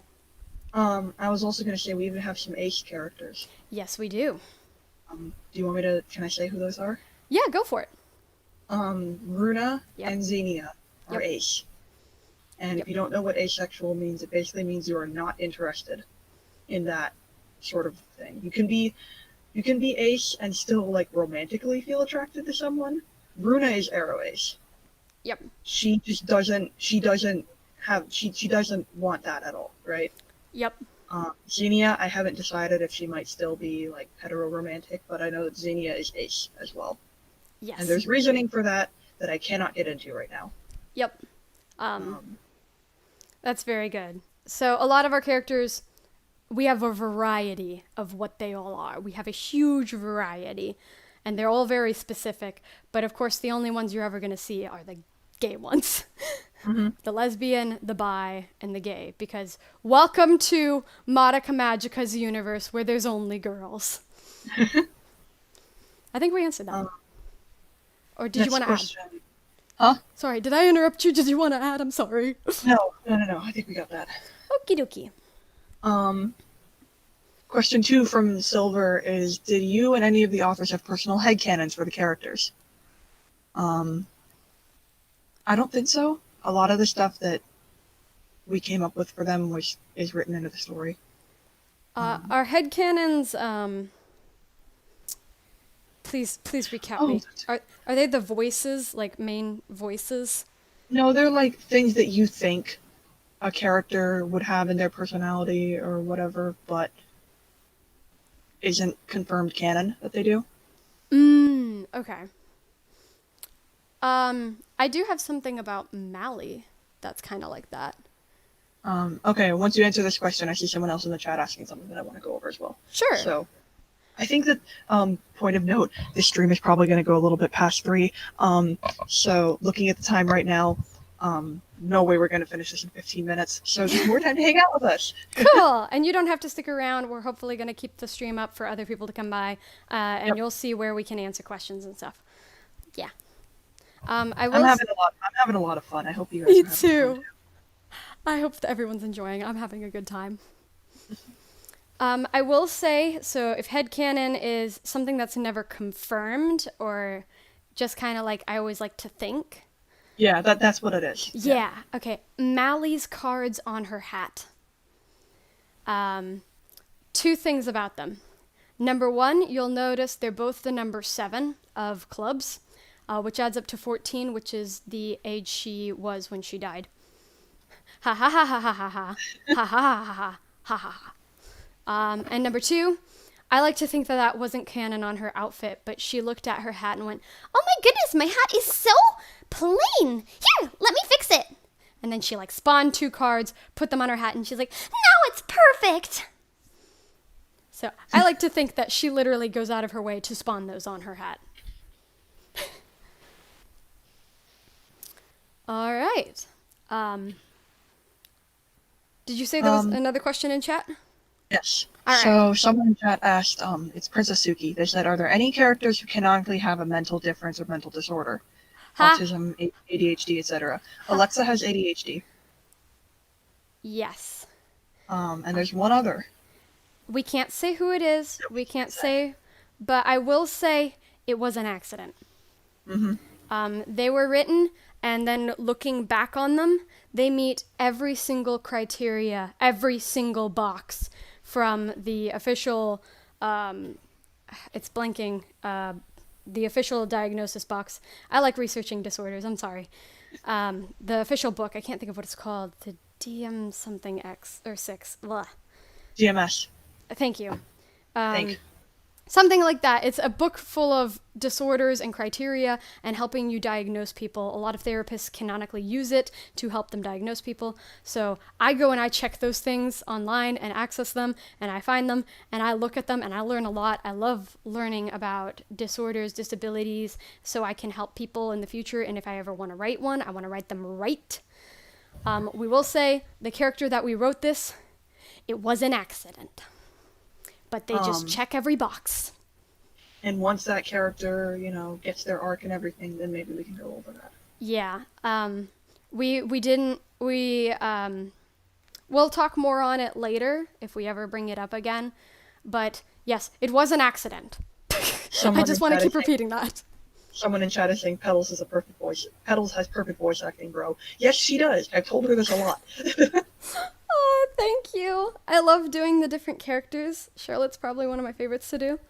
Drop by the Discord sometime. Maybe you can get on call with her in the chat section, in the chat channel, and hear her Charlotte voice. Yeah, sometimes people will give me lines to say as different characters, and I'll read them as the characters, which is always fun because they always make me say stupid stuff as Mally. So thank you. Hang on. One moment. You're good. Hi guys, now it's just you and me. How's it going? Okay. Darn Hi. I'm back. Darn it. You couldn't hear me talking at all there, could No, you? I couldn't hear you at all. Okay, good. Next question, still from Silver. What are some fan theories that really impressed or surprised you guys? Luna's immediate catch of Reki and Ritsu being sisters Yeah, shocked both of us. we were both caught off guard. She looked at the reference and she just went, huh, Ritsu has a little hair hook like Reki. They're related. Caught me Hey, Oreo. so off guard. So that was head on. And then when evidence would appear, she'd be like, "Look, here's evidence. Here's evidence." I'm like, "Darn it, it's not flying by her."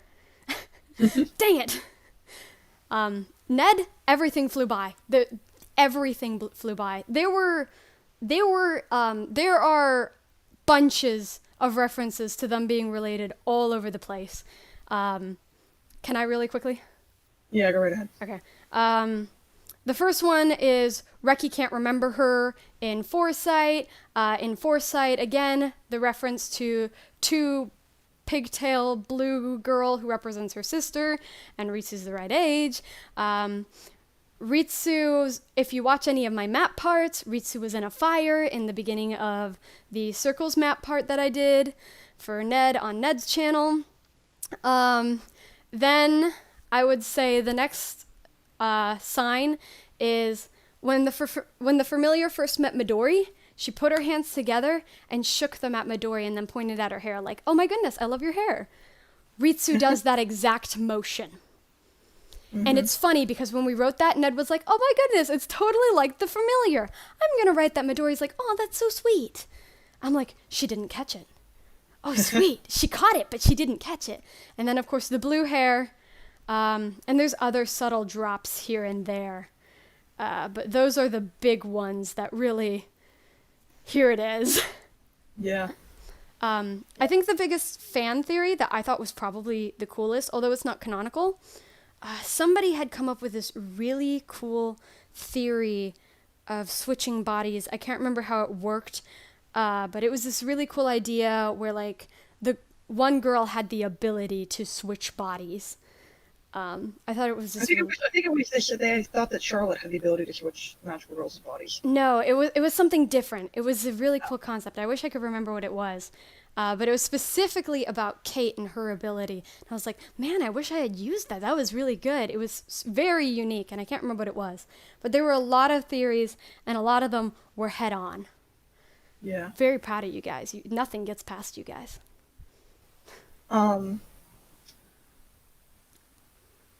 Next question from Kai. Why is Reki so short? The canonical answer? I will have an OC that is shorter than me. Reki is barely shorter than me. Just a tiny bit, but she is shorter than me. Darn it. That is the canonical answer. Next question. Does Gozo have a concept sketch for anything by Miharu Takumi on Scratch? Yes, she has a concept. It's a college kind of outfit where she's wearing just a kind of like Runa's baggy hoodie with her hair down. And I will be releasing something eventually.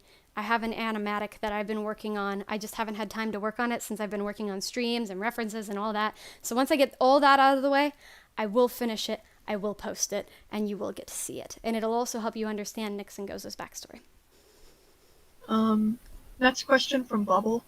How long did it take you and the other co-authors to make the stories and design the characters? That depends. Foresight, we already said Foresight took 9 months. Yep. Revolt took 2 weeks. Yep. Revival, there was a large break period Yep. for Revival. Due to complications. And technically Revival hasn't even been finished yet. We know how it ends, though. It has been confirmed by all of the authors. All of the authors have approved the ending. It just needs to be written. Mm-hmm. So Revival we can't say yet. Nope. Deceit, I think that one took Ned and I maybe 6 months or shorter. I'm not entirely sure. Somewhere around there sounds about right. And Runa's backstory, again, there was a break period due to complications. Yep. But that one took maybe a year and a half or 2 years. Which makes sense. Yeah. It is the longest, isn't it? Yeah, it's the longest installment. Yeah, it's the longest. Yeah. Before we move on to the next page of questions, I have to take a restroom break. Sure. While you're doing that, I could answer some the other half of it, like the design of the characters, how long they took. Yeah, answer that for your characters. I'll be right back. Sounds good. And then I'll come back and answer it for mine as well. Sounds so I'm going to mute up. I'll be right back. All right. So it completely depends on the character. Gozo was 2 tries and I had her design.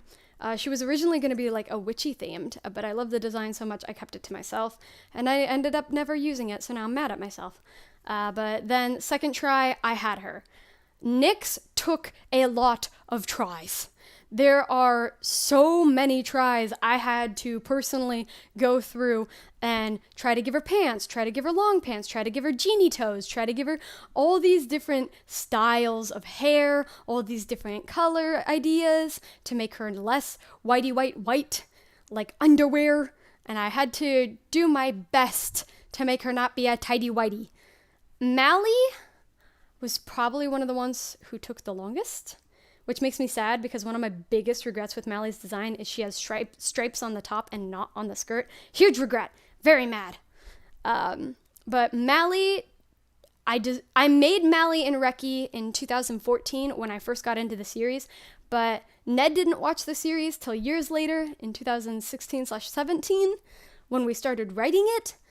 So I didn't redesign them until like 2016/17. I will say, if I go onto my Discord, kind of just a side little tangent, for those who want to see it, I know it's in here.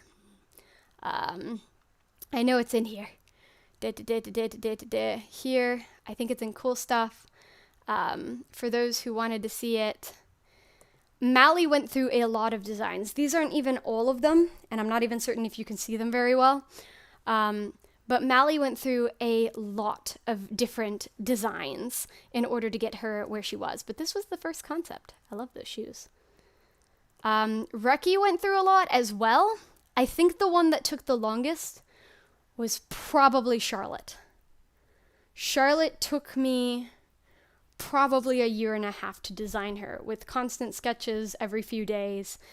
She was originally going to have this very vintagey look, like very Mary Poppins, which is why she had an umbrella. She was going to be very queeny, but then I went for a more empress look, and now she's kind of like the empress of the webs, if you know what I'm saying. Ritsu also took a while. She originally was, I think she was always going to be she wasn't originally going to be an Eskimo.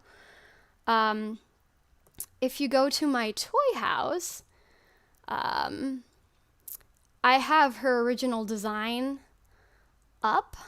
You can go to characters, you can go to fandom characters, and you go to my Madoka Magica. This was originally going to be Ritsu. Originally, this was going to be Ritsu, but I decided to change everything up because one day I was walking in a store, and I found a pair of shoes, and they were red and brown and looked very Eskimo-y, and I said, "That's it." And I took a picture of the shoes. I don't know if I still have the picture. And I went home and I made a color palette directly based off of those shoes, and I made Ritsu about 3 tries later. Kate was first try. Tabby was first try.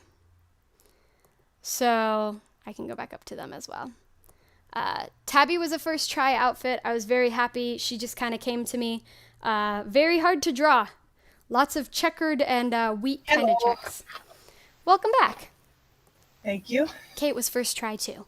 All right, I think I went through everybody. As for mine, Haruka, I know she was, I just lost my train of thought. She was, a design that Ned bought, Yep. I think. So Haruka was pretty much first try. There were some edits made. Yep, like Or, hair had to be added and soul gem had to be added. yeah, and as we were making her official reference, she originally had very, very, very hard to see gloves, so we removed those. Yep. Imogen had one redesign. And when it comes time to do the end of Deceit stream, I may reveal that. Her original beta design. I hate you. I'm over here like, took me 3 years. And you're like, got it first try. I'm like, oh man. Mitch as well was pretty much first try. There were a couple of things that I had to confirm as we went along with what the back of her design looked like, and all that stuff. And Xenia got some edits for her official reference. Yep. But as for major redesigns, or noticeable redesigns, the only one who got one was Imogen. Yep. I think I even drew her original design once. I think once. Yes, you did, and I can also reveal that when the Deceit stream happens. Sounds good. Bring attention to that. Sorry, I'm yawning. You're good. Ready for the next group of questions? Yes. All right. So, first one of this group is from Anzen on the Discord server. Do you have a favorite out of the books? Revolt. Not Revolt. Runa's Bat Story. Yeah. I think we're both incredibly biased. I got to write the antagonist for Revolt, which is why it's my favorite. And you got to write Similar Situation. Yep, I got to write pretty much a third of Runa's Bat Story I wrote on my own. Yep. And that third is where a lot of the most climactic stuff happened. I also think that Revolt is one of my favorites simply because of how many... I call Foresight like the introduction to Midori Magica, and then Revolt is the murder mystery. Mm-hmm. So there's so many puzzles and questions and room for theories, and it really helps me connect with the community because there's so many things you guys are asking, and I'm just sitting there laughing at you guys because I'm a mean author, and I think I enjoyed that the most, interacting with you guys and your theories.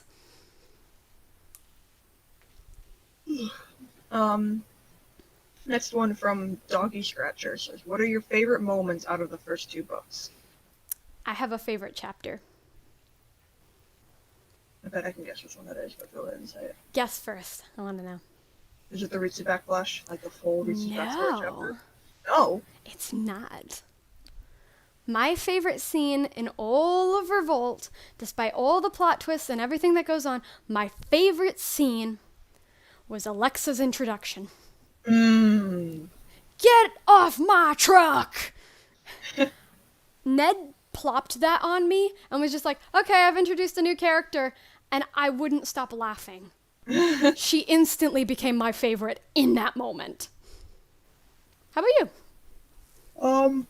Man. I am so sorry that gets to a point in the afternoon where I just start yawning. That's a mood. Happens to me every afternoon. I'm standing up and pacing. My favorite of the first 2 books, that's hard, because a lot of my favorite stuff comes later. Yep. But if we were just thinking first 2 books, first of all, chat has stopped moving. Can you guys still hear us? They'll answer when the delay is over, right? But I want to make sure that you guys can still hear us because chat has completely stopped. Yeah, we could go check the live stream real quick and turn up the volume. I mean, we don't have to turn up the volume. It could just be, like, it could have just stopped. Yeah. Nope, it's still moving. Never mind. Alright, cool. Sorry, Walnut, I'm making you yawn. But my favorite in Foresight or Revolt alone. Okay, they can still hear us. Good. Cool. Foresight or Revolt alone. It's a hard one. I like the Ritsu chapter. Yep. Okay, I'm glad you guys can still hear us. I also do like the fight with Charlotte. Ah, that's a good one. I like how neither of us were choosing ones from Foresight. Pretty much anything with Gozo and Foresight. True. Gozo and Foresight is fun. She throws a piano at some point. Like, Yeah. Oh my gosh. Like a grand piano. Okay. Next question from Goowind. What made you guys want to bring the books to scratch in the first place? People were Yeah, asking. Shiba, please don't spam in the chat. I Go ahead, Petals. I think the big reason was people were asking. People were like, we want to read it, but we can't. Yeah. And so I made this whole password system and everything that crashes computers on accident. And the code is killer. Some people have tried to open it and look at it, and it crashes their computer, so don't do that. But it was really rewarding to see all the support. So we were originally only going to bring Foresight, but you guys have just been a huge support. Such a great community. We love hanging out with you guys. We love your Plus, you crank out fan art for us. Yeah, you guys are awesome with fan art. I'm still going through fan art. I have 100 art pieces of fan art I haven't even gotten to from just a month ago. What on earth, guys? I really don't feel deserving of it. You guys are just such an amazing community. Yeah, I understand that feeling because, and I've told you, that's been what I've been feeling recently in the Discord server. With the sudden influx of Xenia fan art I've been getting. Like, it's insane. You guys are so The lovely. support is mental, man. Yeah. You guys are so lovely. So we're going to keep bringing stuff to you when we can. There's going to be things we can't. But we love your support. We love your theories. We love your presence. Keep being awesome. You guys are just so cool. Sidetrack, Luna asked in the chat, what's Web of Lies? Web of Lies is a one-off story that is going to be released sometime this year that will cover Charlotte, Kate, and Tabby. Do not spam us asking when it will come out. It will happen sometime this year. We'll probably announce it after Deceit. Yep, we will probably announce it on the stream that will take place after Deceit. I will be ready. It's canonical, but it won't be an official installment. So it actually does happen, but we're not gonna make make it fancy. We're not gonna edit it. It's just gonna be there's gonna be typos. It's gonna be raw, but here it is for those of you who want it when we post it. Yep. Confused Biscuit from scratch. Favorite character and your least favorite thing about them, and your least favorite character and your favorite thing about them. Favorite character, Alexa. Least favorite thing about them, they don't show up enough. She doesn't have enough fan art. She doesn't have enough chapter art. How about you? Favorite character, Xenia. Least favorite thing about them, there's one design element for her that I regret, but I don't think I could say it on a family-friendly stream. Yep, I got you. How about for... And I only regret it because of a running joke that's been going. Sorry. It's okay. But I've told Petals this, and Yep. it's just one element. Like, it's not that big a deal. It's not even something you would think of, right? Yeah. But I have one design element that I regret for her. But I can't change it at this point. And I'm okay with that, right? But it's just like the little part of me, especially with this joke, Yeah. if I could have fixed it, I would have. But, I mean, it's fine. Yeah. It's not something like I lay awake at night thinking, oh my gosh, why did I make this design element part of her? I hate everybody. It's just a little something that I'm like, okay, it's less that I regret it and more of that I wish people would stop focusing on it. Yeah. And we're gonna try to lighten up. Yep. Especially me. Aw, Joe McCrow says in the chat, Petals, you cute. Stop it! Stop it! Stop! Get him out of the chat. Least favorite character and favorite trait about them. Okay, for this one, let's specifically only choose characters from Foresight and Revolt so we don't spoil anything. Because you know Yeah. my least favorite, and we can't talk. Alright, so least favorite of Revolt or Foresight. You can go first if you'd like. Mally. Yep. And my favorite thing about her is probably just, I like her design. I'm a sucker for like the entertainer, Yes. black and red themed characters, but Mally's my least favorite, hands down. The only thing I really like about her is her design, and even that's hard for me to draw, right? Yeah. But like it shows you just how least favorite of a character she is to me, because I can't think of anything I like about her personality. I can't think of anything I like about. It's just her design. I just like her design. Yep. And I get that. She can be like very overwhelming, very out there, very in your face. Yep, and for an introvert like me, that is not. Yeah. Huge extroverts who are just overly out there are a huge no-no to major introverts. It's Yep. like, get back, demon. Least favorite character, I'd probably either go with Miharu because she's irrelevant. No. I'd probably either go with Mally or Nyx. My reasoning for Mally would be because I feel like I'm a better author now. And I didn't give her... Yes, she got development, but I feel like I could have done better with her. I really love her. I love her to death. As I said, I love all of the characters. There is not one character I don't love. So picking a least favorite is like picking a favorite of my chocolates. Like, I love them all. But least favorite is either Mally because I can write her better now, or Nyx because we don't develop her enough.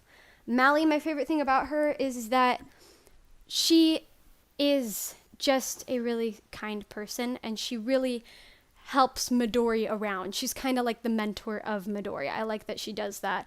And my favorite thing about Nyx is probably something I'm not allowed to say. Yep. Next question from Lime Green Z. Which Midori Magica characters do you consider underrated? Miharu and Alexa. Well, out of the ones you've seen so far. Yeah, because of course the ones you haven't seen are going to be underrated because people haven't seen them yet, right? Yeah. But when you see them. Honestly, Nyx is incredibly underrated. Yes. Yes, very. She gets dissed a lot. Yeah. I'd probably have to say Miharu's probably right there with her. And I'm going to be honest here, Gozo as well. Yep. Gozo, I think Gozo actually has the least amount of fan art. Is that true? Yeah, I think so. it's Gozo. Of the ones we've met. Yeah, I think Gozo has the least. So yeah, those would probably be the underrated ones. Nyx, Gozo, and Miharu. Yeah. Throw Alexa in there because I love Alexa. I can't even read the username for that person, but they say, whose character arc is your favorite so far? Oh, Emphasis sorry, on so that's far. my fault. I think it's like Phantom Song. My apologies. Emphasis on so far. I have two. How about you? I don't... Go ahead and say yours first. Okay. I would say Reki's character arc. 100% is my probably favorite. She goes from being this, I'm too good for everybody, but I hate myself, and I'm worthless, and she does nothing about it. She just keeps inwardly hating herself, and she does nothing about it. She's so frustrating. And then all of a sudden, it goes too far, and it gets out of hand, and she goes, you know what? I'm better than this. I can change. I can be better, and I will be better. Yeah, that's probably... I'd say Reki's. Of the ones we've seen so far, there is one that I will say is my hands down favorite. Petals, you can probably guess whose it is, but I can't say it. I have a good guess. My other would probably be Charlotte, but you don't get to see her arc. Yeah. So Reki would probably be my arc of the ones that you see.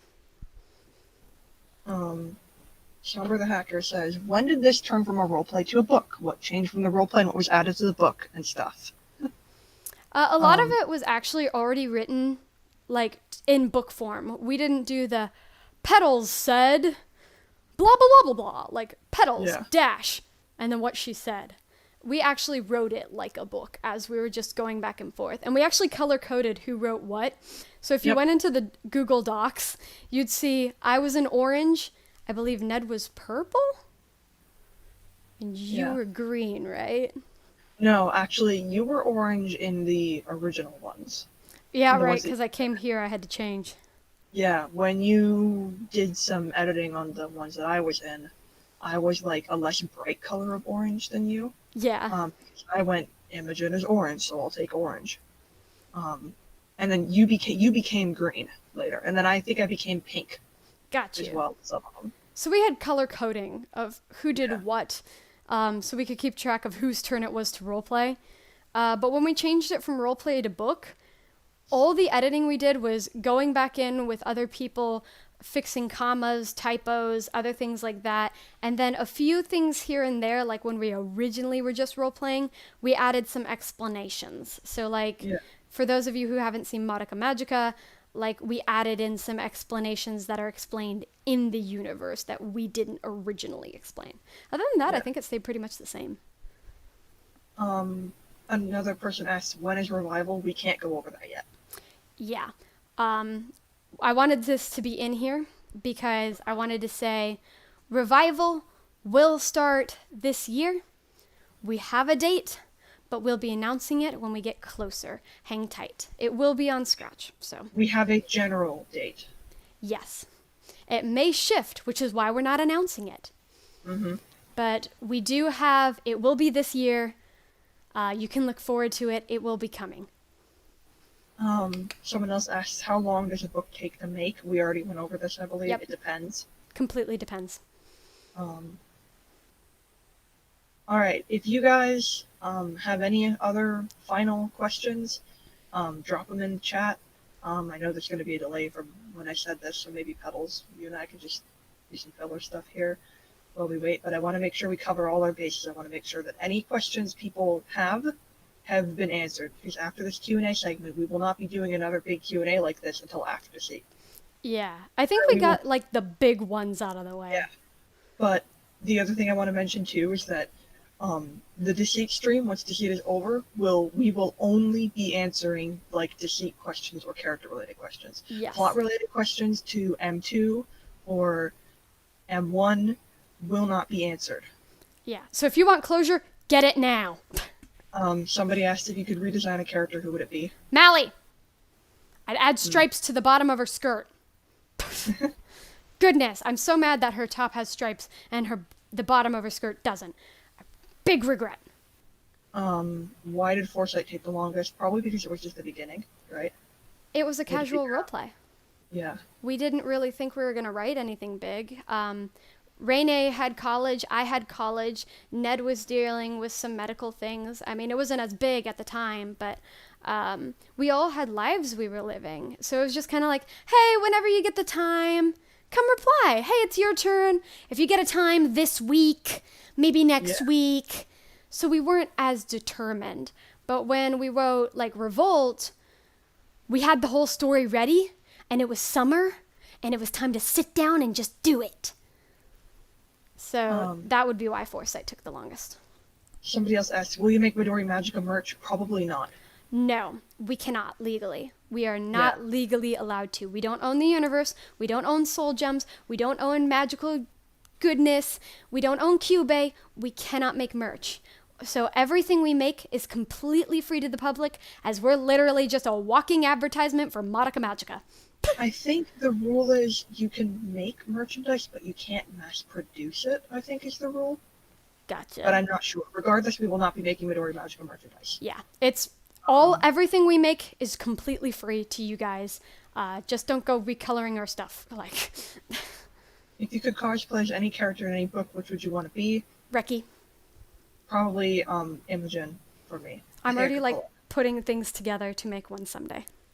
I would love to do Runa as well, but I don't think I have the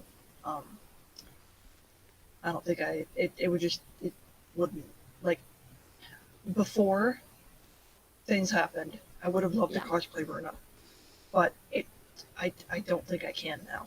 I got you. That's understandable. Yeah. You'd make for a great Runa, though, just thinking about it. You're tall, I'm short, this could work. Yeah, we could do it, but Yeah, I get that. it would feel wrong. Plus, it'd be fun to walk around Reki and Imogen, because I just feel like they'd be funny. I think that's all the questions. All right. Q&A segment is over now. Hope you guys got all your questions answered. I hope this wasn't too lengthy.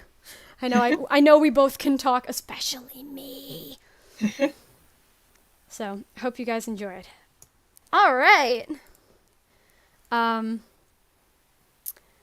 I will say we have this cute little thing that I wanted to do. Oh, I already have it up. Cool. All right. So I made this little guy just for the fun of it. It's really badly coded, but it's a little strength tier. Because some people were asking how strong each character was in comparison. Want to help me rank some of these by the strongest? Let's go. All right. Runa, where would we put Runa on strongest, strong, decent, average, kind of weak, and weakest? Runa would definitely be up by strongest. I would highly agree. I think she's definitely one of our most experienced. That's the word. Most experienced magical girl. Next, I'd say Midori. Let's do Midori. Midori, I would rank decent. Yeah, I'd put her about average, decent. Yeah. Like right on that line. Mm-hmm. She does her job, but she's kind of new to it. I'd say definitely. Yeah. How about Gozo? Gozo, I would put in, like, strong or, like, midway through decent. Yeah. I feel like she could take Midori easily, but, like, she hasn't been fighting as long as Runa. See, that's the thing. Like, think about, are we talking Gozo before you know what happened, or Gozo after you know what happened? Yeah. So generally, I'd put her, like, midway through decent. Yeah, I'd say about, like, right here in the decent, simply because she hasn't been out fighting a lot. Yeah. She's got a nice axe, though. I said axe. I just want to be clear. I am so sorry. I know I have a slur. Oh my goodness. Oh my goodness. I hate myself. Axe. She has a nice axe. I hate myself. I'm so sorry. Oh my goodness. Next! Hold on, someone's saying in the chat, Gozo can lift the grand piano. Yeah, because she has magical girl strength. All magical girls are stronger. Yeah, I'd say like Ritsu probably couldn't, but a lot of the magical girls probably could lift that grand piano. Yeah. You want to put, where would we put Nyx? Nyx is probably slightly more than Midori, but maybe not as much as Gozo. So like an in-between. Yeah. Yeah, I'd say that's about right. I feel like she's more experienced than Midori and could take Midori, especially with her lack of hesitation, but I feel like Gozo would overpower her. Yeah. How about Charlotte? Strongest. Yeah. Charlotte and Runa are very equal, which is why that fight ends in kind of like a draw. Nobody dies. Yeah. They both are very, very evenly matched. Yeah. Hey look, Miharu doesn't get a picture because she's irrelevant. The joke will always continue. Where would you say Miharu would go? Probably average. Yeah, I could see her being right near Midori. Like, right there with Midori, so a little above average. But I don't see her being more than decent. Yeah, I highly agree. How about Ritsu? Weakest. I think, like, she breaks the scale. She's, like, below it all the way 100%. Yeah. Reki. Reki, I would say, is probably strong. Yeah, I think I'd definitely put her in strong. Below strongest, definitely. Yeah. But definitely in strong. Yeah. Mally has gone missing. Mally's literally just gone missing. I'm like, she's probably behind somebody, but I don't know where she is. She's gone. I guess I'll go inside the project and find Mally because she's just gone. Where would we put Mally when we find her? Mally, I would say she's probably in the decent category, or like midway between decent and average. Because her power gives her a great advantage. She Very can much literally so. nullify other magical girls' abilities. So would you put her above or below Reki? It depends. Yep. See, Um, she can beat Reki specifically because of her wish. Miharu's the Sonya Nevermind of Midori Magica. Yeah, she kind of is. Yeah, she so is. Oh yeah, Miharu exists. I forgot she did. I'd say Reki and Mally are about right at the same side. Mally definitely has magical stamina helping her out. Because she's Yeah. so happy, her gem doesn't take up as much grief and much darkness, so she can use a lot more magic without getting weak. Whereas when we Yeah. see in Foresight with Reki, Reki just gets sad, and now she needs 20 grief seeds. So, Reki's edgy. alcohol problems, yeah. Yeah. So I'd say that definitely puts Reki at a disadvantage, but magica stamina aside and magical abilities aside, I'd probably say Reki could probably beat Mally if the wish wasn't in play. Yep. How about Alexa? Alexa is probably average. Yeah. She's there. Yeah. I do have, if you wanted to, this is your option or not. I did put the deceit characters in here. Would you like to rank them without us even knowing anything about them? Sure. All right. So we have Haruka. Where would you put Haruka? Haruka, I would say maybe like lower level of decent. Got you. Would you put her above or below Alexa? Above. Above. So like Miharu level. Yeah, I mean, like Miharu level. Yeah, I could see them getting along. Yeah. How about Imogen? Imogen, I think she deserves a place in the strong category. I would highly agree. I think she deserves to be right up there with Mally. Yep. All right. We do have some people really like the Revolutionists. So Yeah. we have Marley, Shay, and Mary. Let's start with Mary because she's easier. Mary is probably around average. I'd probably put her in the lower end of average, probably kind of weak. Yeah. Simply because she doesn't like fighting. Mm-hmm. Marley. Marley's, I don't know, honestly. I don't know much about these guys. Yeah. Marley, I'd say her weapon definitely gives her an advantage. I know her weapon hasn't been announced to everybody, but she has a grenade launcher. Rocket launcher! My little techno terrorist. I probably wouldn't put her as Reki, Mally, Imogen tier. I'd Yeah. probably put her below. She'd be about Gozo tier, I'd say. Yeah. Shay, however, I think I'd put her up with Imogen, Mally, and Reki. Yeah. But I'd say she could fight Reki. I'd put her right up with Reki. Mm. Yeah.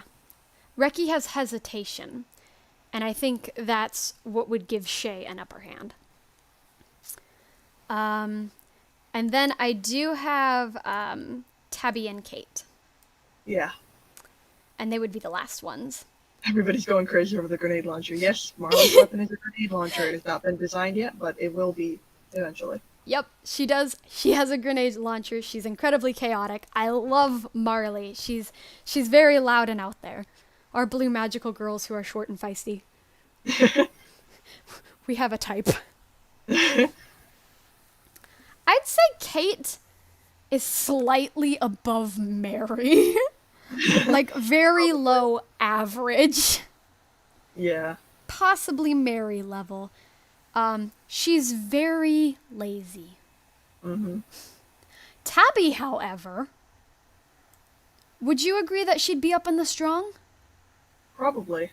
Yeah, not as high as like Her Reki. mood and like lower level of strong. Yeah. She now when you I'd say the more experience she got, the higher up in strong she'd be, but in Web of Lies particularly, I'd put her at the bottom end of strong to start. Yeah.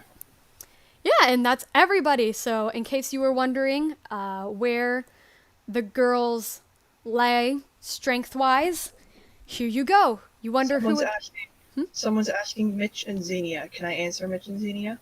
You can. I don't have them on here because I was planning to do this in a to have a special chart just for them when Yeah. we do that. But you can answer. Go for it. Again, it kind of depends. Yep. If we're talking, I'll answer in regards to when they first made, around the time they first made their wish. Mitch was probably midway through decent, and Xenia is probably up and strong. That makes sense. I will say I did not neglect Mitch and Xenia on the list. Jewel also isn't on the list. So I really want to do that when you've met them. So we'll Yep. definitely do this again. Put them on here when you've met them. Yep. All right, I think that's it for the strength tier. Yep. If you guys wanted to know who would win in a fight, just because they're stronger doesn't mean that they'd win. Uh-huh. Completely depends on the scenario, if they're on offense or defense. A lot of things are in play. Like for Runa and Charlotte, they both were funny enough on defense. Someone asking, should Ritsu be a little higher because she's so smart? We're talking physical strength, Yeah. not mental strength. Mental strength, oh my goodness, this entire chart would be completely switched. Mally would be on bottom. Ritsu would be pretty high. Charlotte would probably be at the top. Yeah. But we're talking physical in a fight. Ritsu can't barely fight a witch. She can barely get a grief seed. Yeah, we didn't neglect Sarah either. We're just, Nope. by the same token, you haven't met her yet, so. Yeah. Characters... Imogen and Haruka we put on there because you guys have basically, you know some stuff about them already, right? And there's so profiles have been... There's a specific reason why I put them on here, which we'll talk about in a minute. Sorry, I didn't mean to interrupt you. We will cover Sarah, Jewel, and Mitch and Xenia again later. Yep. So these are really characters you've somewhat already met, except for like Tabby. Yeah. But since she's been mentioned, I threw her in here. Yeah. All right, is that it for the tiers? I think that's it for the tiers. All right, so we're getting to the end here. Mm-hmm. And this We have one more major thing we want to cover, and if you look at the agenda, you can probably guess what it is. I'm on the exciting announcement slide. Shall I skip forward for you to talk about it? Yes. All right, 3, 2, 1, bloop. Midori Magica Deceit, our next major installment. A lot of you have been asking me, like just in the Midori, whether it's in the Midori Magica studio or like just generally, you've been asking me, when is Deceit coming out? The answer for that is February 20th. The first chapter will be released February 20th, 2021 at 12 p.m. Eastern Time. I am like so shaky over here. This is so exciting. The reason why we're switching it to 12 p.m. instead of 11 a.m. is simply because I want more sleep. That's a mood though. And the other major thing about Deceit's release that we will again cover once more later, is that we're releasing it 2 chapters per week. We are. It will be releasing on Saturdays and on Sundays. Yep. Very excited. I see a lot of people talking about the cover in chat. Yes, Kurumi Erica, the cover artist who does the covers for all of the other main installments. I recently commissioned her. I can say that. Yes, you did. With a bit of help from Petals to get that cover done. So yeah, to see it as an official cover, which means I can upload it to Toy House later. Thanks, Rick. And change their icons. Mm-hmm.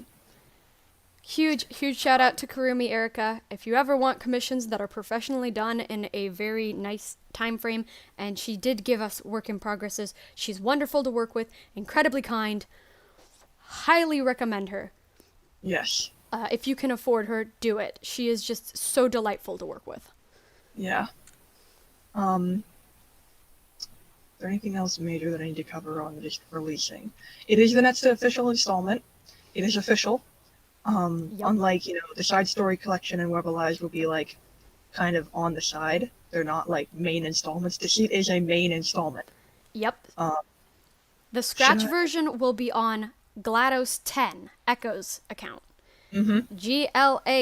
GLaDOS 10. Like the number 10. If you want to hit I think you said there was a comment that was going to come up on the screen about that. Yes. Bloop. Yep. The book will be releasing on my account instead of Petals' account for a few reasons. One of which being, I'm basically the main author of it now. Ned did a lot of work on it, but like, I don't want to sound morbid, but you guys know what I mean. I see what you're doing here. No, Ekho put a lot of hard work into editing, working on it. She's still editing. We're still breaking. Dude. We're so excited. All the things. Sorry, You have no idea. When I was still in like school, not digital school, whenever I was in like a study hall or like when I didn't have any work to do, I would be editing Deceit. Yep.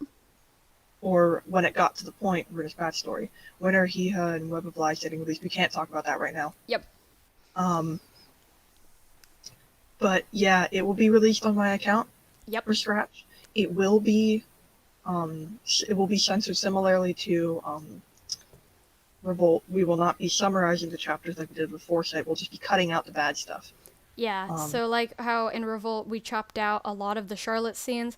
We won't have like Charlotte to chop out. Yeah. But we will be chopping out mentions of injuries, cursing, anything like that, so we can bring it family friendly to Scratch. There won't be as much that you'll miss out on when it comes to censoring because Deceit is already pretty PG-13.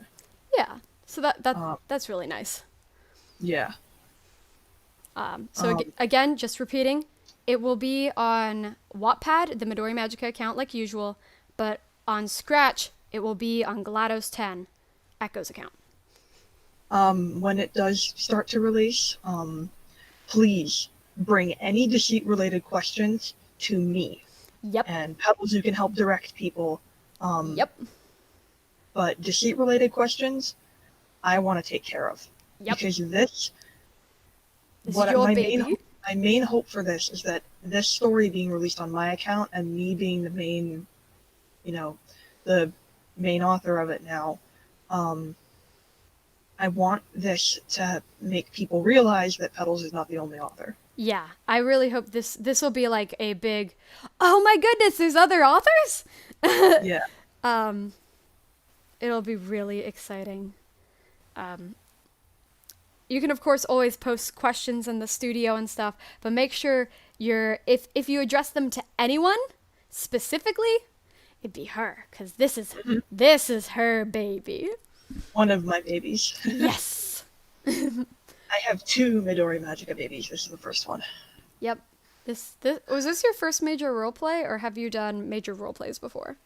This was my first major roleplay. I had done other roleplays on like this writing site that I used to use called Quartet. I'd done like little one-on-one in DMs roleplays before, but never anything as big as this.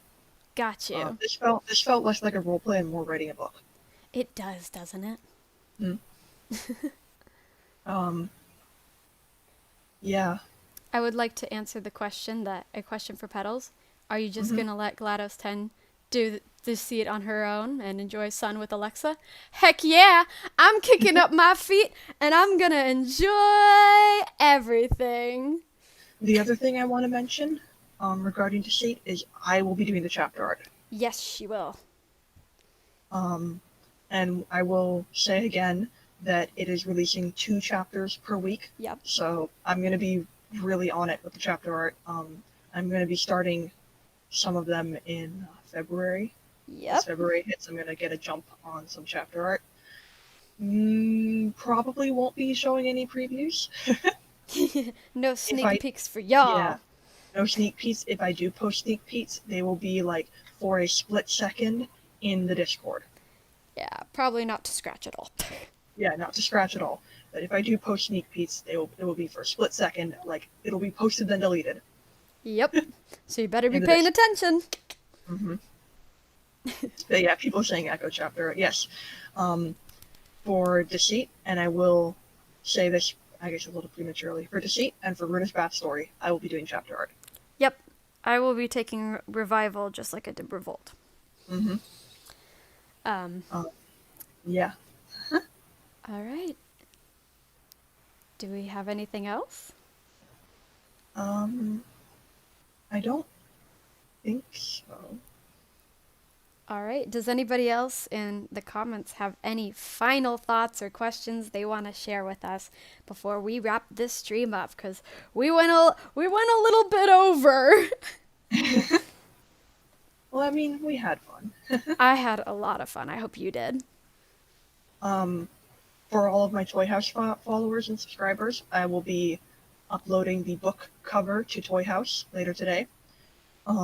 I will be changing Imogen and Haruka's icons to be their official Madoka Magica style icons. And I'll likely upload the cover to my DeviantArt as well in a similar format that Petals did for the Revolt cover. If that's alright. Petals, I know you uploaded it and credited Kurumi Erica for the art. Yeah, I don't credit myself. I barely did anything compared to the beauty that she did. That's credit her. Yeah. But I'll be doing that probably sometime this weekend. If not today, I'll probably do it tomorrow or Monday. I'm glad you guys enjoyed. Were there any final questions in the chat? Is Haruka's hair made out of caramel? No, it is not. Yes, it is. It's canonically made out of caramel. Masking Baby says, please get some sleep. Yeah, Petals, you're taking a nap after this. Yeah, I already know. Joe McCrow told me he's gonna beat me to go to sleep. He never said that. He's too sweet to say that, but yeah. I'm so tired. Well, I had a lot of fun. We probably will not do another one of these until after Deceit's conclusion. Because this took a lot of time to plan and set up, right? Yep. So next stream you can look forward to will be after Deceit. Very much so. I'm very excited. There are some plot twists in Deceit that I am incredibly excited for you guys to see. Me too. There's some elements that will be in the Scratch project for Deceit that will not be in any of the other book projects. Yep. That I'm very excited for. Yeah. The coding will be very fun. There's gonna be some fun little twists. You should definitely, if you're a Wattpad user and you watch the Wattpad, you should keep an eye on the Scratch one. Yep. Definitely. Because I have come up with, and I will say, these twists in the Scratch project were me. I have come up with some very neat, like, elements that will be specific to the Scratch of Deceit. Yep. They won't be in the, it's nothing like anything you've seen in the Revolt one or the Foresight one, and it won't be a part of the Revival one either. These twists will be only the Deceit Scratch project. Very much so. I'm trying my best to make this special. Petals, of course, will be doing the coding, but like I'm coming up with things that I'm really trying to make this. It'll be really cool. Yeah. All right. Well, thank you all so very much for taking the time out of your busy Saturdays to come spend some time with us. I hope you had fun. I know we did. I think the very last thing that we should say is do not forget. I will not forget. That being Madoka is suffering. Bye, everyone. Bye, guys.